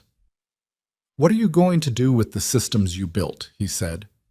Not aggressively, genuinely. Rebuild them, she said, with full knowledge of what they are, or dismantle the parts that shouldn't exist. She held his gaze. That's the project now, deciding which is which. Varga considered this. You would need people you trust to do that properly. Yes. In my experience, he said carefully, the people you trust at the beginning of a project like that are not always the people who deserve to be trusted by the end of it. The process reveals things. I know, she said. That's why it has to be done. He looked at her for another moment, then looked at Adrian with the expression of a man who has arrived at a conclusion and has decided to share it as a courtesy rather than a bargaining chip. She is going to be very difficult to work with, he said. Yes, Adrian said. She always has been. Something in Varga's face finally did what it had been almost doing throughout the night. It became a genuine expression, not the almost smile of a negotiator granting a small acknowledgement, something actual and tired, and briefly, unexpectedly human. Good, he said. Hold on to that. 43 minutes later, Thomas produced the agreement documentation, 2 copies, simple language, the specificity of men who understood that clarity in written agreements was not a courtesy but a survival mechanism. Varga read it with the focused attention of someone who had read a great many agreements and had learned to locate the imprecision in them. He found none, which Sienna attributed to Thomas's particular talent for precise language that she had appreciated for 4 years without knowing, until this night, what it was actually in service of. They signed. Both of them. Thomas witnessed. Sienna witnessed, because she was there and because she had earned the right to be part of the record of this. Varga's vehicles withdrew from the perimeter positions at 7:14 in the morning. She watched them go from the forecourt, 5 vehicles in total, moving down the mountain access road in the early light with the orderly patience of people who are good at their work and have now been redirected. The sedan was last. Varga rode in it without looking back. She stood on the forecourt in the full morning light and breathed the mountain air and thought about Marcus Webb, who was probably at work by now in his mid-sized midtown firm, or possibly still in bed, or possibly telling someone the inexplicable story of a dinner that had ended the way it had. She thought about the cocktail bar, the gin and tonic she'd left on the table, the $40 she'd left beside it, the green dress, still at her apartment, assuming her apartment was still in the condition Thomas's team had left it. She thought about 4 years of mornings that had begun with Adrian's schedule and ended with Adrian's schedule and contained in the middle every logistical and operational and communicative function of an empire she'd been part of without fully knowing what it was. She thought about what she'd told Varga, rebuild or dismantle, deciding which is which. Adrian came to stand beside her on the forecourt. He looked at the mountain, the full morning version of it, the tree line sharp and the stone bright, and the sky committed finally to its color, which was the pale, clear blue of high elevation and cold air. The logistics divestment, she said. Yes. 6 months, that's a process I can organize. He looked at her. That's not your job anymore. I know what my job is, she said. I'm saying I can organize the divestment process. Because I understand the system it runs through, and I understand the operational geography, and I know what documentation the transfer requires. She looked at him. As a professional engagement with defined scope and appropriate compensation, not as your assistant. He held her gaze. What are you then? She thought about it, genuinely, for a moment. Someone who built something she needs to understand completely before she decides what to do with it, she said. And someone who is going to need time, with all of it. With you, with the accounting of 4 years. Yes, he said. And I need you to not manage the time, she said. I need you to let it be the actual amount of time it takes and not optimize it. I understand. Do you? He was quiet for a moment, the honest quiet, the one that meant he was considering it genuinely rather than preparing a response. I understand it as a principle, he said. I will likely default to optimization instinctively, and you will probably need to tell me when I'm doing it. I can do that, she said. The morning settled around them. The estate behind them was beginning its quiet day. Margaret moving through the interior, the operations room personnel returning to something closer to ordinary function, Thomas somewhere drafting follow-up communications that would turn a 5 in the morning forecourt agreement into a documented structure with real-world teeth. The perimeter markers on the topographic display would be cycling through their rotations, the personnel professional and methodical, the systems doing what systems do when the acute crisis has passed, and the chronic one, the ongoing work of maintaining anything, resumes. Weeks pass the way weeks do when you are doing hard work on something complicated. Thomas located the full extent of the monitoring access Marsh had built into the system architecture, and Sienna dismantled it. Not in 1 session, but in 12, working carefully and precisely through the structure she'd built, identifying each node that had been compromised, removing the external access points, and rebuilding the internal logic around the gaps. It took 23 days. She found, on the 14th day, a secondary access layer that she hadn't known to look for, something Marsh had embedded in a section of the architecture she'd built in week 3, before she'd gotten to the parts she was proudest of, when the system was still somewhat rougher. She sat with it for an hour before deciding what to do with it, and what she decided was to tell Adrian immediately, which she did, and which he received without managing, which was progress. Victor Hale did not return. The 6-month financial arrangement was administered through Thomas, who handled it with his characteristic precision and without commentary. Hale opened a logistics consulting firm in New Jersey 6 weeks after the mountain. It was small and legitimate and had nothing to do with anyone in this story, which Sienna considered a satisfactory outcome for everyone involved. The federal prosecutor's office received a follow-up communication, carefully worded, technically accurate, that contextualized the original transmission as a proactive disclosure in an ongoing compliance review. The AUSA assigned to it filed it in a way that kept it accessible without making it urgent. Whether it would become urgent again someday was a question that belonged to the future, which was the appropriate place for it. The attorney on Park Avenue acknowledged receipt and filed the documentation according to standing instructions. He asked no questions, which was why he'd been selected. The journalist asked questions. She was good at her job. The questions were met with a statement from Thomas that acknowledged the transmission, provided selective context, and said, with precision, nothing that constituted either confirmation or denial of anything specific. The journalist published a story 3 weeks later about Varga's financial infrastructure that was substantive and damaging and that she had clearly been working on independently for some time. The transmission had provided at most direction. The work was hers. The logistics divestment closed in 5 months and 4 days, slightly ahead of the 6-month window, because Sienna had organized it, and she was good at organizing things, and the scope was defined and the compensation was appropriate, and none of that had changed regardless of everything else that had.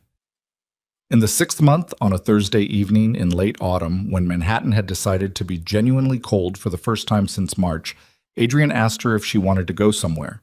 She asked where. He said, West 52nd and 6th Avenue. She looked at him for a moment with the specific look she had developed for moments that required her to assess whether he was being deliberate or was operating on instinct. He was being deliberate. She could tell. "You want to go back to the bar?" she said. "Yes." "Why?" "Because it's where things went wrong," he said, "and I'd like to have a version of it that's different." She considered this. "That's not how that works," she said. "You can't overwrite the first version by doing a second one." "No," he agreed, "but you can add a second version to the record, and the record becomes the whole thing." She looked at him for a moment longer. "No bodyguards," she said. "No." "No tracking application." "I removed it 6 weeks ago." She hadn't known that. She filed it, in the column of things he'd done without announcing them, the small deliberate corrections of old habits. The column had been growing for weeks. She'd been keeping track. "I'll need to change," she said. "Take your time," he said. And he meant it, which she knew because his body didn't carry any of the impatience of a man managing a weight. He sat down in the chair in the corner of the office, the chair that was technically a guest chair, but that she had begun to think of as his chair because he had started sitting in it in the evenings when the day's work was winding down and the building emptied and there was no particular reason to leave. And he picked up a document from the side table and read it, and he waited. She went and changed and came back, and they walked out into the cold Thursday evening and took a cab, not a car service, which was a choice that cost him something by way of habit, and that she appreciated without saying so because some things are appreciated in silence. Lauren Rye was the same. Dark wood and amber lighting and bartenders who remembered drinks. The table by the window was available, which felt either like coincidence or like something else. And she decided it was coincidence because that was the honest interpretation. They sat. The waiter came and she ordered a gin and tonic without deliberating. She'd decided, the first time, and the decision still held. And Adrian ordered something she'd never seen him order in 4 years of coffee and water and occasional scotch at formal dinners, which was a glass of whatever the bartender recommended. And the bartender recommended a rye old-fashioned, and Adrian said fine. And she watched him receive this small relinquishment of control with the particular combination of discomfort and willingness that she had come to recognize as his version of trying. They didn't talk about any of it immediately. They talked about other things. The divestment closing, Thomas's new organizational framework, a building acquisition that was straightforward and clean and had nothing complicated inside it. The ordinary conversation of two people who work together and have built, over time, a language for the work that is also a language for the other thing, the unnamed adjacent thing that exists in the spaces between the professional. The bar was warm. The city was outside being its ordinary, relentless self. The evening had no armed security and no rival operatives and no phones with messages from people who already knew things they shouldn't and no tracking applications and no 11-minute arguments in the front seats of armored vehicles.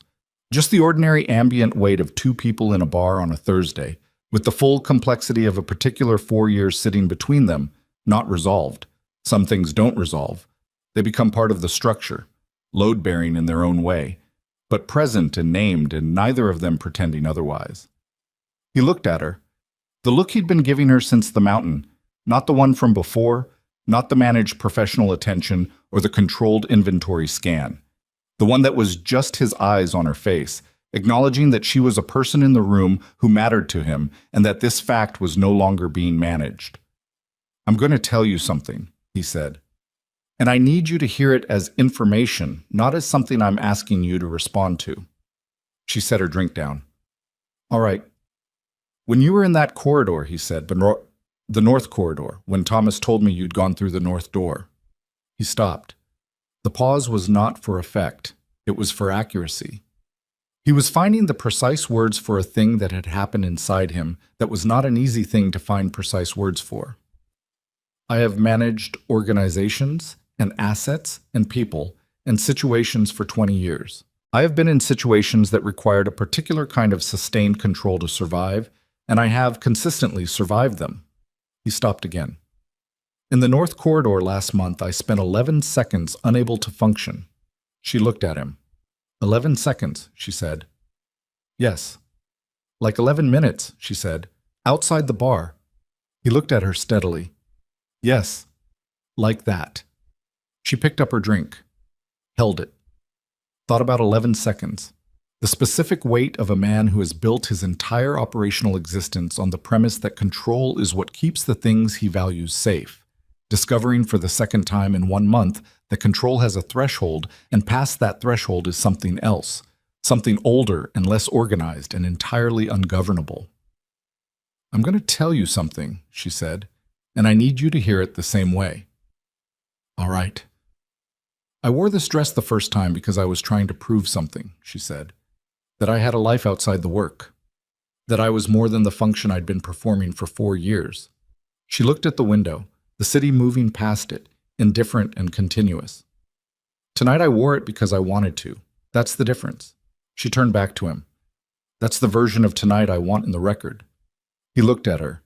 The amber light of lore and rye doing what amber light does, reducing everything to its essential warmth, stripping the strategic and the managed and leaving whatever is underneath. "Then it's in the record," he said.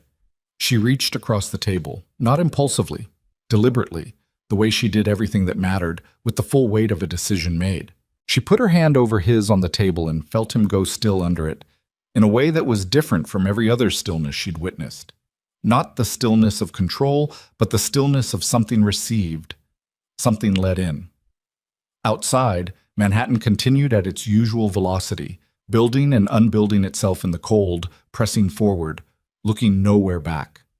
Inside Lore and Rye, at a table by the window, 2 people sat with their hands together on the table and the full, complicated, true record of 4 years between them, and neither of them looked away, and neither of them pretended the record was simpler than it was.